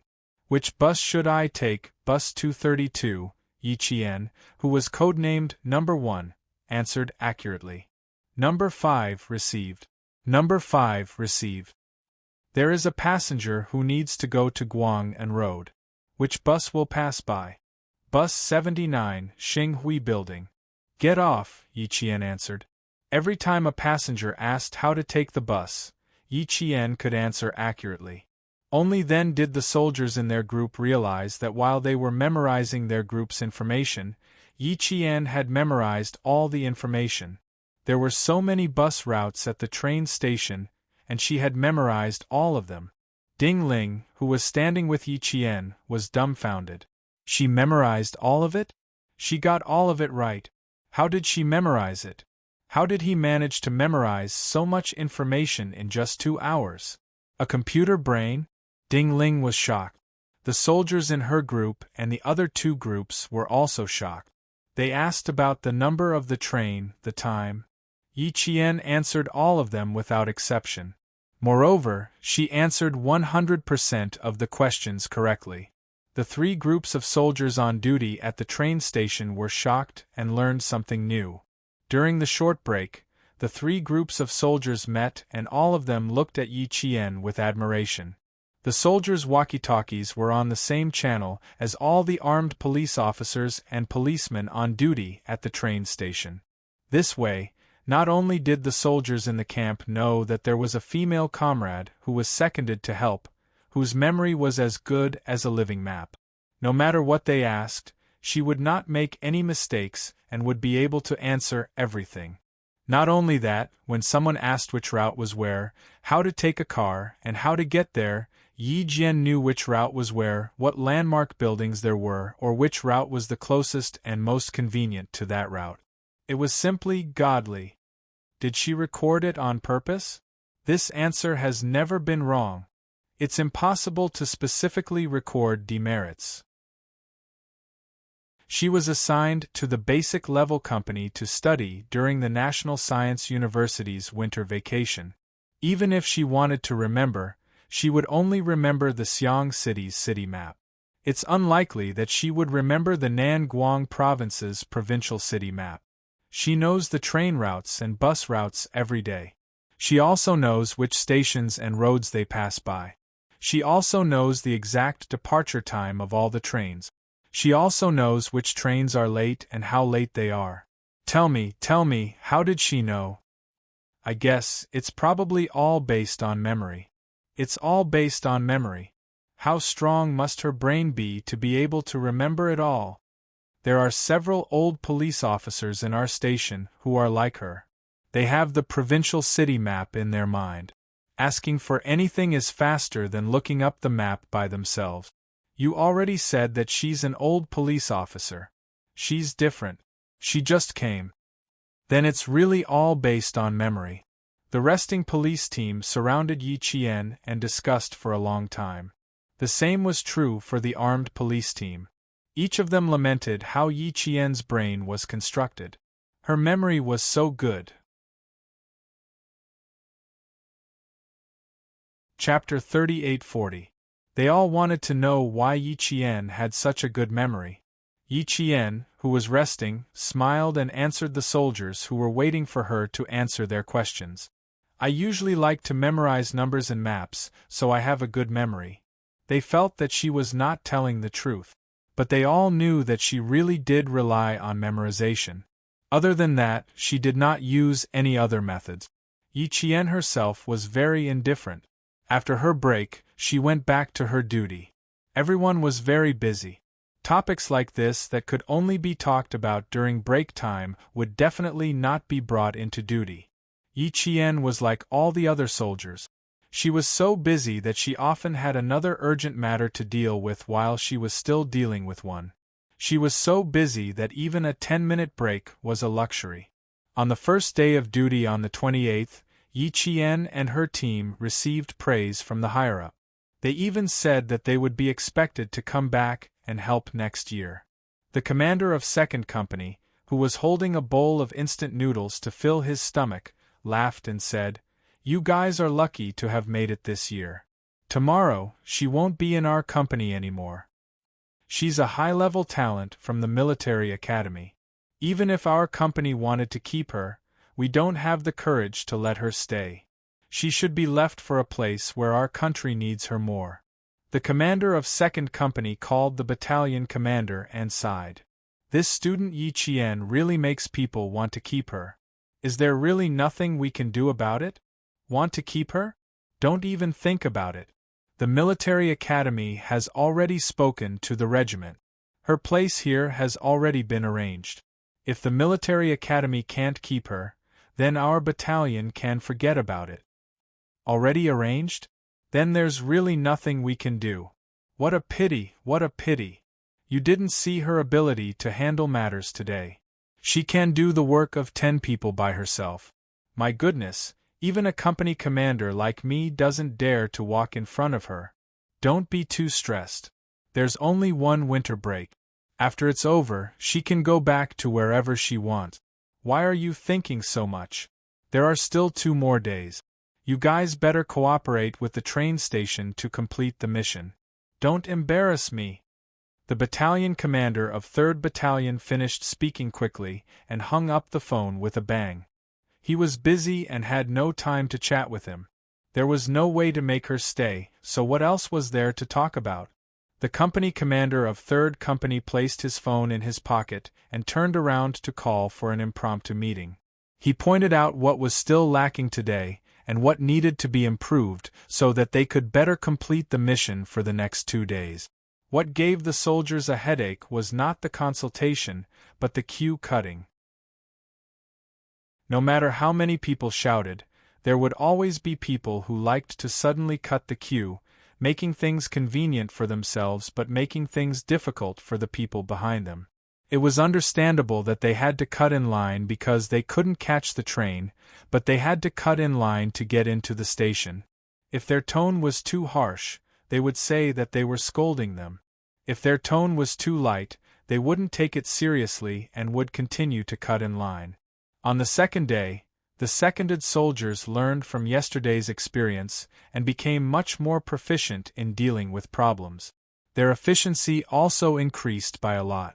However, as long as Nangguang Province's railway station entered the Spring Festival, there would be endless work to be done every day.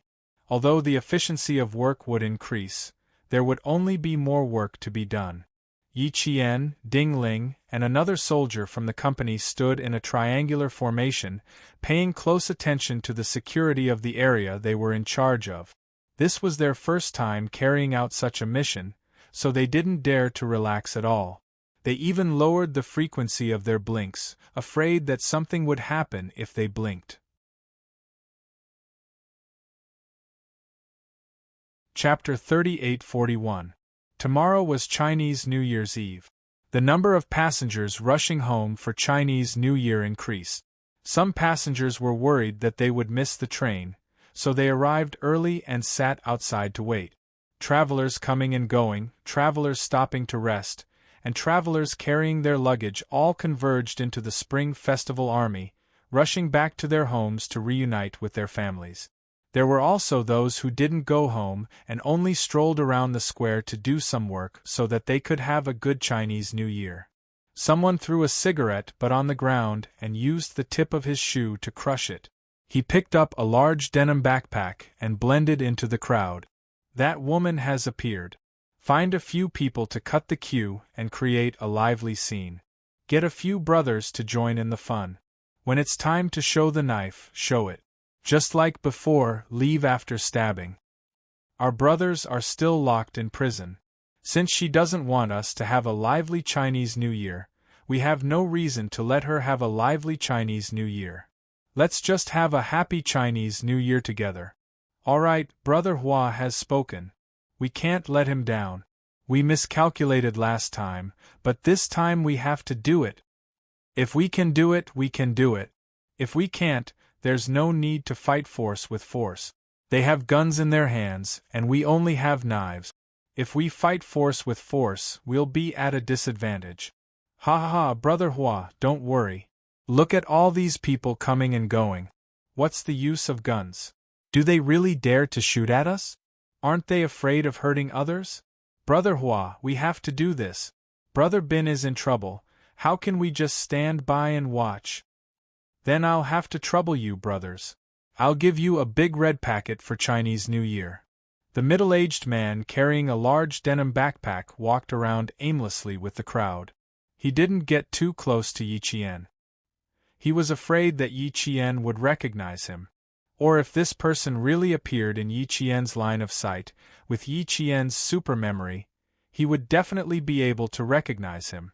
Around 6 p.m. on the 29th, there were 5 passengers carrying luggage who forcefully cut the queue. The passengers behind them were unhappy with them cutting the queue. Among the 5 passengers who cut the queue, one of them had a rather strong physique. He didn't say anything and directly punched the dissatisfied passenger. What do you want? What do you want? It's fine if you cut the queue, but you still want to fight? The passenger who was hit wasn't alone. How could he accept being hit for no reason? He threw the luggage in his hands to the ground and fought back without any fear. F***CK. You want to fight? I'll beat you to death. When the brawny man saw that the other party still dared to fight back, he glared fiercely and started to fight with the equally fearless passenger. Originally, it was just the 2 of them fighting. Later, their fellow villagers joined in. Even the sharp whistles didn't have any effect. Fight, fight. Fight, fight. Disperse all.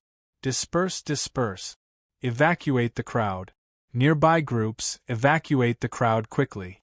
Control the passengers who are causing trouble immediately. Disperse, disperse, sir, disperse, disperse. Disperse, however, there were people who were deliberately making a ruckus, which created the illusion that the scene was very chaotic. The two groups of people who were fighting had also thrown their luggage aside. In order to make it easier for themselves, the police officer who was pulling the crowd apart shouted, "Take care of your luggage! Keep an eye on your wallet! All of you, step back! Step back!" Chapter 38-42. At this time, people were worried that someone would take advantage of the chaos to steal things. Fights over queue cutting were not uncommon, and the police and armed police handled it quickly. Yi Qian and the others rushed over to help control the situation and prevent the chaos from spreading. The few pickpockets who had blended into the crowd and were waiting for an opportunity to strike were at the front. They were also the ones who were the loudest. When they saw that the situation was quickly under control, they remembered that they had failed to fulfill their promise. They rolled their eyes and shouted again, "Fight! The police are fighting! The police are fighting!" Yi Qian, who had rushed over, immediately stood at the front and blocked the crowd to prevent the scuffling passengers from hurting the surrounding passengers. When she suddenly heard that someone was maliciously slandering the police, she swept her cold gaze over the crowd. A few skinny but extremely cunning figures squeezed into the crowd and approached Yi Qian. Now was their chance. They had to act quickly. The burly man who was pulled away by the two police officers was still cursing in his native accent. His rude and unreasonable behavior made the surrounding passengers move away to avoid being accidentally injured by him. The passengers who were being scolded by him were the ones who were being beaten. After they were pulled away by the armed police officers, they did not make any more noise. Who knew that the first person who was being rude would continue to curse? He was so angry that he could not take it anymore. With his hands held down, he simply stepped on his shoes and raised his feet to smash the shoe on the burly man's face. The burly man's face was not hit, but his body was hit. F***CKU. The burly man was quite strong. After he was hit by the shoe, he cursed loudly and broke free from the two police officers' control. He rushed toward the passengers who could not take it anymore and fought back. "Son of AB*TCH, I'll beat you son of AB*TCH to death." The two police officers rushed over to arrest him. The passengers around them were pushed by someone and happened to be in front of the two police officers. With this block, the burly man took the opportunity to rush in front of the passengers who were being held back by the armed police officers. Before he could swing his fist, Yi Qian, who was next to him, grabbed his wrist and quickly pulled him away. The burly man who had rushed out to hit Yi Qian didn't stop cursing. When he saw that the person holding him back was a female soldier, he cursed angrily, F***CKU. If you don't hold them back, hold me back. Then he threw a punch at Yi Qian's face. Yi Qian, who was holding on to someone with both hands, was almost hit by the burly man's fist. His head tilted to the side and the fist brushed past his ear. They were transferred here to maintain law and order, strengthen the patrol management, and solve the problems of the people. They were not beaten up. One of the soldiers shouted, "What are you doing?" He reacted and wanted to quickly subdue the brawny man. Yi Qian did not give the burly man a chance to attack him again. He pushed the passenger in his other hand to the soldier and grabbed the burly man's arm.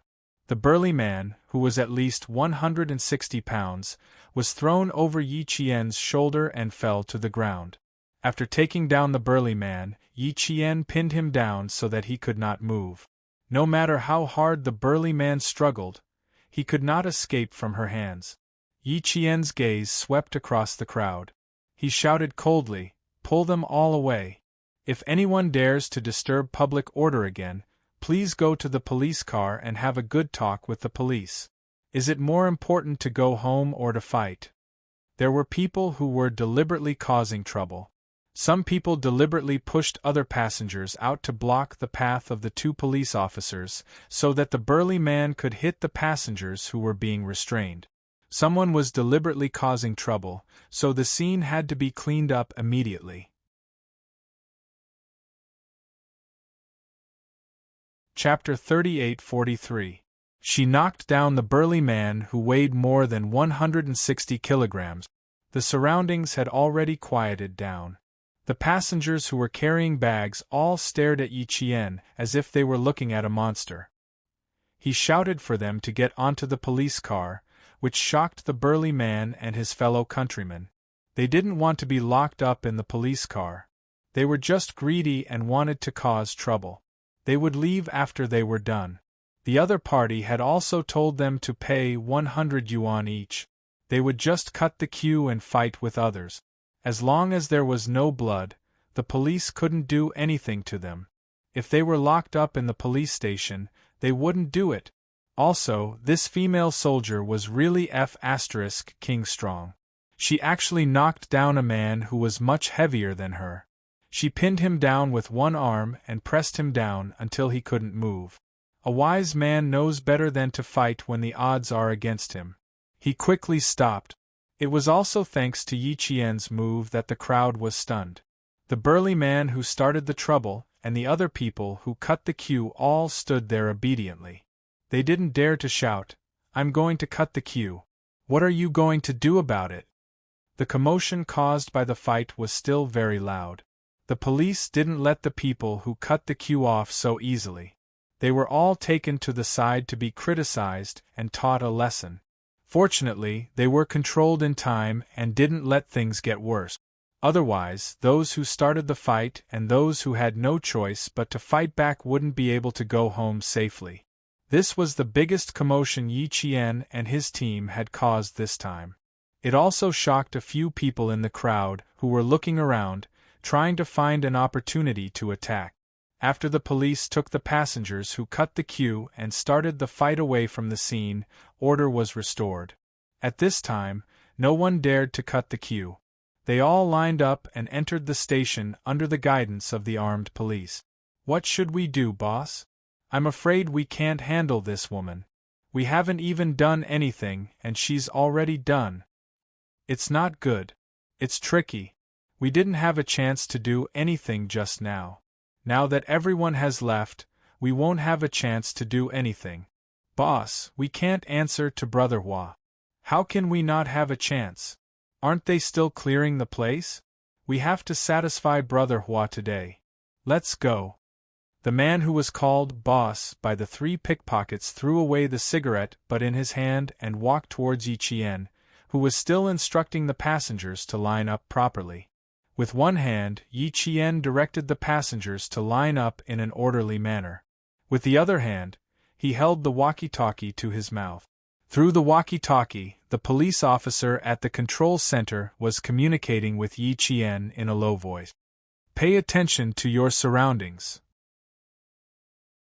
Check the identity cards of the passengers who need help first. Verify the ticket information, then tell the passengers how to board the train." The control center had been monitoring the fight that happened because of the queue cutting.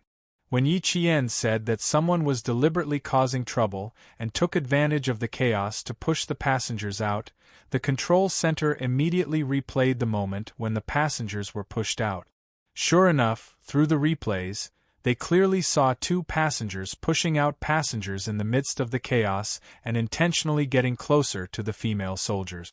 The conversation with Yi Qian sounded normal to the passengers, but only Yi Qian knew what it really meant. Pay attention to your surroundings. If you see any suspicious people, use the excuse of checking their IDs and ticket information to remove them from the scene before taking control. This was the true meaning of the control center.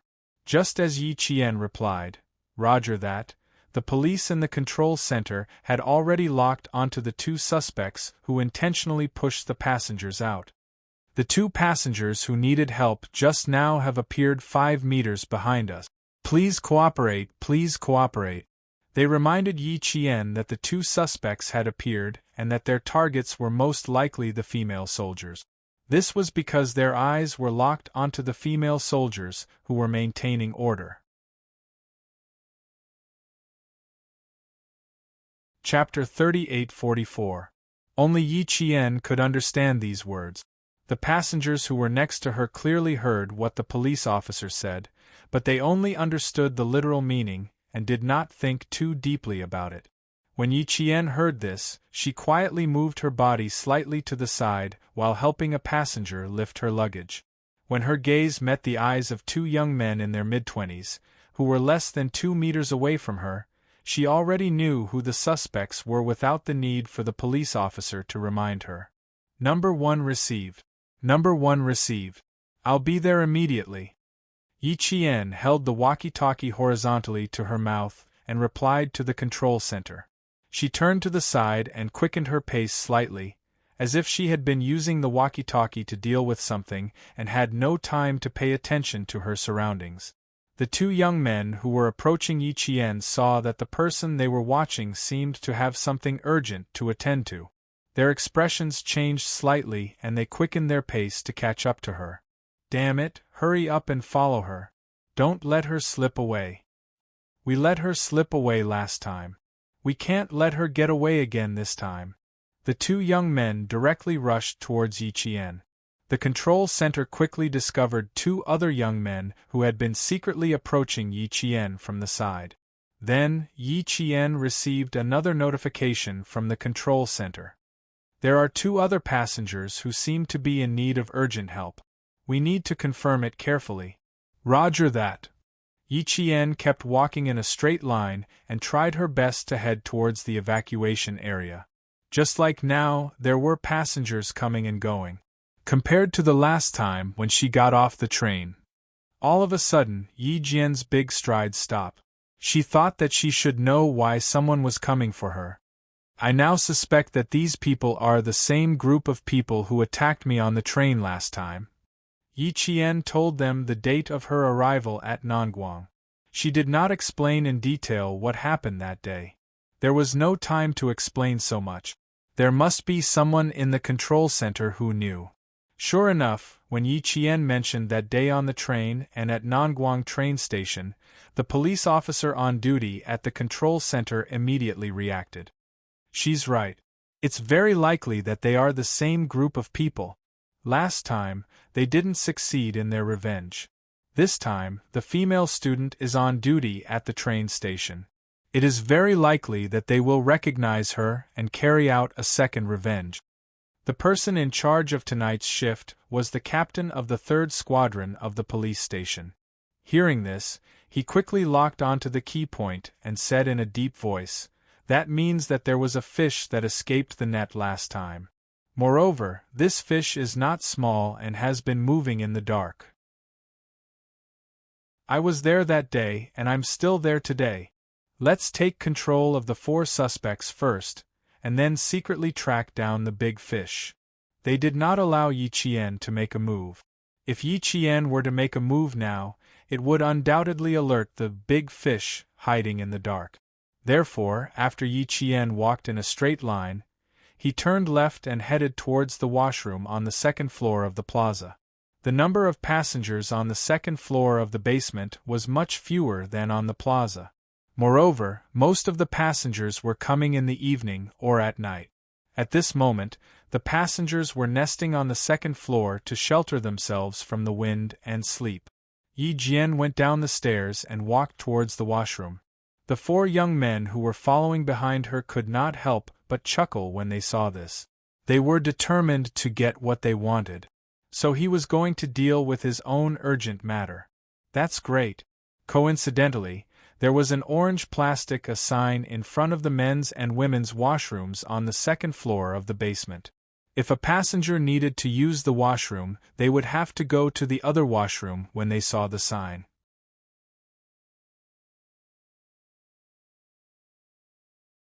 Chapter 38:45. But after Yi Qian went in, the 2 maintenance workers came out of the washroom with tools in their hands. They even called for the cleaning lady who was guarding the door to follow them to get some tools. There was no one at the door, and there were no passengers inside. The 4 young men looked around with their hands in their pockets, then walked towards the washroom. In front of the sink in the middle of the men's and women's washrooms, the young man who was called Boss whispered to the skinniest of the four, "Guard it well. Don't let anyone in." They needed someone to keep watch so that they could inform them immediately if they discovered anything. This was the pickpockets' vigilance, and they were used to working together like this. The skinny man who was in charge of keeping watch nodded. He pretended to wash his hands and stood in front of the maintenance sign. 2 passengers walked over, but he didn't say anything. He pointed at the maintenance sign and pointed at the opposite washroom, indicating that the washroom was broken and that they should go to the opposite washroom. The other 3 men dashed into the women's washroom. Yi Qian, who had purposely walked to the end of the washroom, had been waiting for them for 2 minutes. If the control center hadn't told her that the 4 of them were next to the sink, she would have thought that they hadn't followed them. Yi Qian, who was standing in the middle of the washroom, heard the sound of footsteps and immediately stepped on the flush valve. The sound of flushing was heard by the 3 men who had come in to look for Yi Qian. They didn't take them with them and ran straight to the sound of flushing. At the same time, they took out the sharp knives that were about 5 centimeters long that they had been hiding in their pocket. The moment the door opened, they ran over with the knives. Yi Qian, who had purposely waited for them to guard the door before opening it, was already prepared. They weren't the ones who caught her, but she was the one who caught them. A cold light flashed in front of Yi Jian's eyes. Yi Jian grabbed the wrist of the pickpocket who was trying to stab him with a knife on his right. Yi Jian used his other hand to push the pickpocket who was also hiding on his right. Using the pickpocket's own momentum, Yi Jian casually pushed the pickpocket into the toilet. The pickpocket had used a lot of strength to stab Yi Jian. With Yi Jian's push, he lost his balance and fell into the toilet. As for the guy who was trying to stab her from the front, it was even easier to deal with. Yi Qian raised his leg and kicked him from one side to the other. "Don't move, stay still." Several doors of the toilets that were originally closed and had the words, "This one is broken," written on them were opened. Several armed policemen rushed out from various positions and caught the 3 pickpockets who were trying to sneak into the women's restroom to attack Yi Jian as quickly as possible. The 3 confident pickpockets had ferocious looks on their faces. They had only flashed their sharp knives once before they were mercilessly attacked by a torrential storm. They didn't even have the chance to shout and report the news before their mouths were stuffed. Not only was it blocked, but she was also pressed into a very dirty and smelly toilet that made her nauseous. Half of his face was pressed against the toilet, and his nose was only 2 to 3 centimeters away from the flush. The guy who was called Boss by the 3 couldn't hold it in. After his stomach twitched, he started to vomit again and again. Yi Qian heard the sound of vomiting. No matter how calm she was, she couldn't help but shudder. To be honest, having her entire face pressed down on the toilet was indeed quite disgusting. However, the disgust had nothing to do with her. The people outside still didn't know that what they thought was in the bag had failed. When he saw Yi Qian walk out of the ladies' restroom, he was stunned. Then, Yi Qian glanced at him and suddenly turned around to return to the ladies' restroom. The stunned man seemed to have realized something. He lifted his leg and rushed into the ladies' restroom. He thought that his accomplices hadn't found Yi Qian. Chapter 3846. Yi Qian showed up and then suddenly turned around to lure the other party into the trap. Now that the fish had taken the bait, it was easy to deal with them. The 4 of them were quietly taken care of in the ladies' restroom. Yi Qian, who had changed out of her military uniform, put on the black windbreaker and hat of a female inspector from the control center. She walked out of the restroom and rushed to the control center at the train station. She needed to search through the control center's surveillance cameras to see if she could find the biggest fish that had escaped the net. It was not the first time Yi Qian had searched through the countless surveillance cameras in the control center. Back then, she had assisted the Southern Province Police and used the Traffic Police's Sky Eye to find suspects. This time, she was also using the surveillance cameras to find the culprit. She did not need to search a large area. She only needed to find the location and time of Yi Qian's sentry post, as well as the number of surveillance cameras nearby. Although she did not need to search a large area, she still needed to spend some time. Are you sure? You want to do this? Can you really see it? The policeman showed Yi Qian 3 surveillance cameras at the same time and fast-forwarded them 3 times. He confirmed with the female student beside him. Can you really find the problem?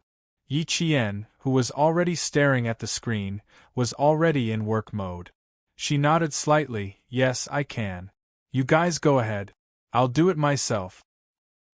Okay, you can ask us if you have any questions. When the policeman saw this, he quietly retracted his right hand from the mouse. He quietly walked to the captain of the 3rd Squadron and spoke softly. 3 surveillance cameras, 3 times the normal speed, and she said there was no problem? The captain of the 3rd Squadron could not believe his ears. He even dug his ears to confirm. She really said that? She really said that. I've already confirmed it a few times. Look, she's already watching it now. The captain of the 3rd Squadron, who had been silent for a while, cleared his throat and said calmly, Then let's do this for now. Lock them up and interrogate them. We'll work on both fronts. As for her side, well, let her handle it herself. This female student is quite capable, quite capable. We have to believe in her. The captain of the 3rd Squadron, who had said, We have to believe in her, did not really believe in her. Could she find the big fish hiding in the dark? Based on the way she was searching, well, he didn't have much hope. How could one person watch 3 videos at 3 times the normal speed at the same time? The 3 videos were fast-forwarded at 3 times the normal speed, and the 3 of them watched 1 video each. That was what an effective search was. The captain of the 3rd Squadron didn't say much.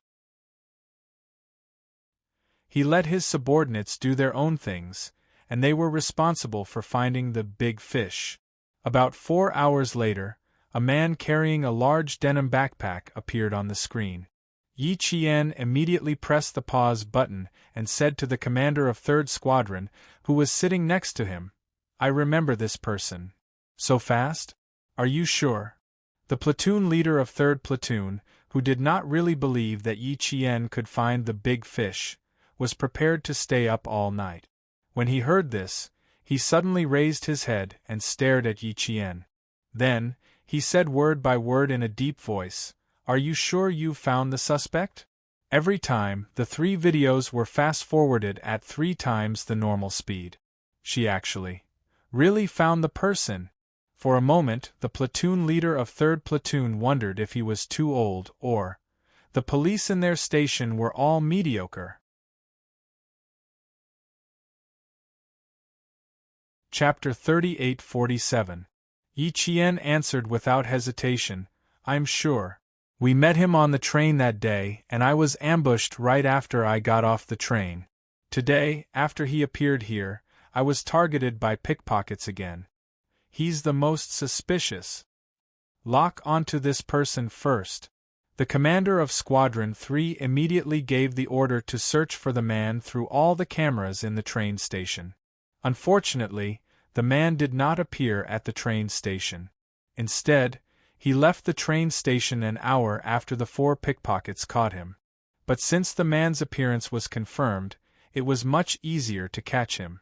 Yi Qian found out that the man had been caught at a hotel at 7:30 the next morning. When he was caught, they found several wallets and a large amount of cash in the man's room. As for the denim backpack he had been carrying, there was nothing in it other than a bunch of small and light dolls. When Ding Ling heard this, she remembered that night when she was hit by the suspect's denim backpack. She suddenly realized, did it not hurt at all when I was hit by his backpack that day? So it was filled with dolls. That night, the suspect boldly entered the carriage where the students were sitting. It was for no other reason than to see what the female student who had asked the police to catch his buddies looked like. After he memorized her face, the ambush on Yi Qian happened. The suspect was directly taken to the police station. It was out of Yi Qian's reach. Yi Qian, who was on guard duty, did not want to find out what happened. Her mission was to be on guard duty for the last shift of the day. It was not until 7 p.m. on New Year's Eve that the entire train station gradually emptied out. Yi Qian and his group could only take a breather at 11 p.m. They did not rest at the train station. When the whistle blew, the 3 squads that were assigned to the train station immediately lined up and left without alerting the police. The armed police knew about it, but they greeted them in advance and said, "Happy New Year," to each other.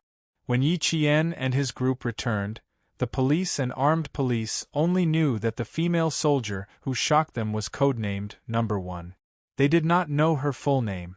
When they returned to the camp, it was already past 1 in the morning. The comrades in the cookhouse made dumplings for all the comrades in the camp and prepared a very sumptuous New Year's Eve dinner. Although they missed the New Year's Eve dinner because of the mission, the comrades were still very happy. At 1 o'clock in the morning, all of them were eating hot dumplings and New Year's Eve dinner in the canteen. A new year had arrived. Yi Qian stood quietly on the rooftop of the barracks, his hand gripping his phone until it was hot. He gazed into the distance in the direction of the city. The city was brightly lit, illuminating most of the night sky. There, thousands of families were reunited, laughing and enjoying the best festival of the year. Yi Qian tapped on his phone and entered the message inbox. He opened the message that was filled with love, and once again read the 100-word message that he had memorized by heart. Captain Xia, Happy New Year. After reading the last word, Yi Qian's lips curved into a gentle smile. Happy New Year, Captain Xia. We haven't seen each other for a whole year in a few days. We haven't seen each other for a year. How have you been? I'm very good. You don't have to worry about me. Life outside, life in the company, I can adapt very well now. I won't be as isolated as before and like to be alone. Chapter 38-48. Hearing the sounds of firecrackers and fireworks, Yi Jian, who was holding her phone, missed her boyfriend, whom she hadn't seen for a year, even more. She took a deep breath to get rid of the bitterness in her heart and whispered in her heart, "Don't worry about me. Take good care of yourself and protect yourself. Please think of me occasionally. Don't forget what I look like after a year. If that happens, I'll be very sad. But I believe that you won't forget me. How could you, who loves me so much, forget me? I believe that you, who are far away, also miss me and want to return to your country as soon as possible to see me, right? You are far away, and I am here waiting for you. My only wish is that everything will be fine and that I will wait for your return." Fireworks bloomed in the distance, as if they had heard Yi Qian's wish. Fireworks bloomed in the sky one after another, lighting up the entire night sky. The sound of firecrackers accompanied the new year, telling the world that a new year had come and new hope had arrived. Standing on the deck of the boat, Xia Jinyuan stared at the fireworks on the other side of the river. The colorful fireworks reflected in his deep, black eyes. Countless lights flickered, covering the longing in the depths of his eyes. Another new year had arrived. Now, he was only a river away from his motherland. This was also the first time in a year that he was so close to the border of his motherland. There were the sounds of firecrackers and gorgeous fireworks. It was a scene of prosperity where people lived and worked in peace and prosperity. He didn't know what his beloved lover was doing at this moment. Was she accompanying her husband in the capital? Or had she gone to the army? As a third-year student, it was time for her to be sent to the basic level to study. It was unlikely that she would return to the capital to accompany her husband for the new year. He didn't know if his little fox would get along well with the soldiers. It should be very harmonious. His little fox had grown up and was cheerful. She was no longer as cold and isolated as she was when she was young. She was smart and capable. She would definitely make a name for herself no matter where she went with her own ability. Hey, Xia, what are you doing? Why don't you go in and drink with the beautiful girl? There was the sound of staggering footsteps behind him. From the sound of the footsteps, he knew that the person who spoke was so drunk that his tongue was tongue-tied. He had to listen carefully to understand what he was saying. Xia Jinyuan turned around and saw Luke, who was talking to him, falling forward. He didn't know when he had kicked, but he quickly caught him and said, "You're drunk, Luke." "Oh yes, I'm drunk. There are so many beautiful women and so much good wine." Burp. Luke, who was very drunk, burped heavily as he spoke. He exhaled a mouthful of alcohol that made Xia Jinyuan frown. With a look of disgust, Xia Jinyuan pushed the drunkard aside so that he could breathe more fresh air. "Ha ha ha, don't hide, Xia. Do you like men?" "Ha ha, come on, Xia. I like both men and women.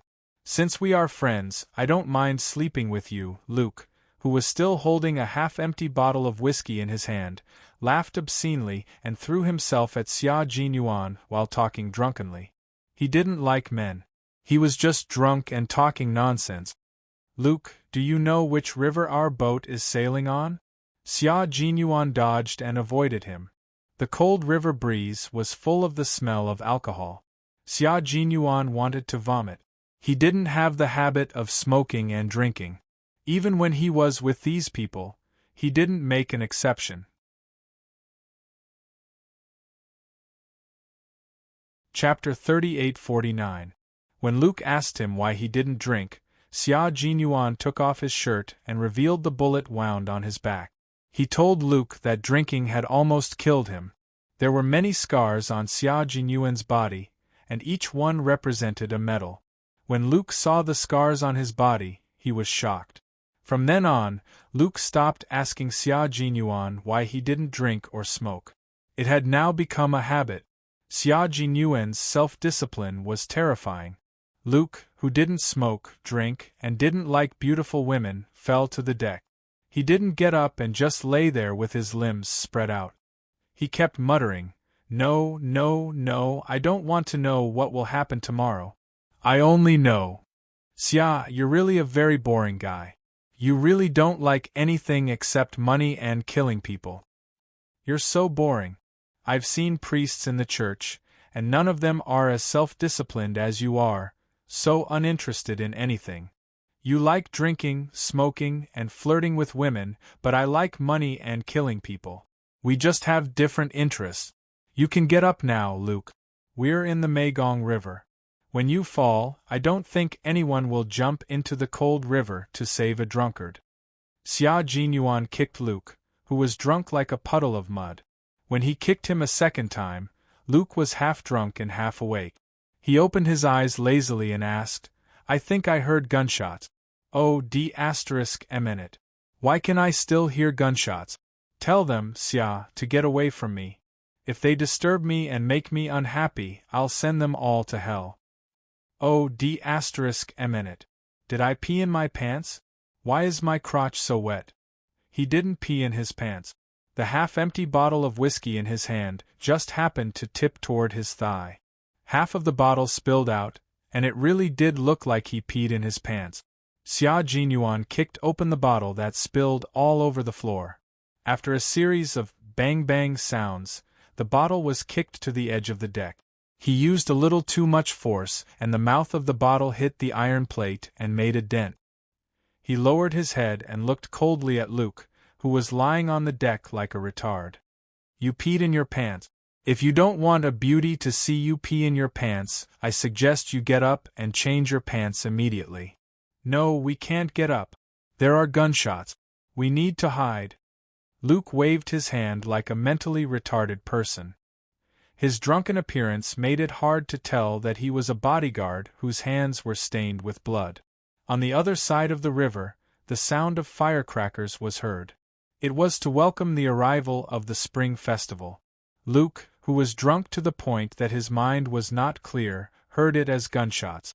At first glance, the sound of firecrackers did sound a bit like gunshot. You heard the sound of firecrackers. Xia Jinyuan kicked him again. Get up, Luke. If you don't get up, I'll throw you into the river and wake you up from the cold water. No, I can't get up. Those are gunshot. I'm too familiar with them.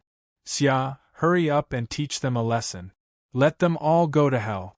Luke, who was completely drunk, began to act like a drunkard. He lay on the cold deck and refused to get up. Xia Jinyuan saw this and the veins on his forehead throbbing. When talking to a drunk, the one who would be angered would always be the sober one. Seeing this, Xia Jinyuan ignored the drunkard and did not directly return to the cabin to join the crazy party inside. This was a small cruise ship controlled by the Burmese mafia. Those who could board were all looking for excitement and had blood on their hands. You're tuning in to the Phoenix Nights YouTube channel. Don't forget to subscribe and join us on this journey to catch the most captivating stories.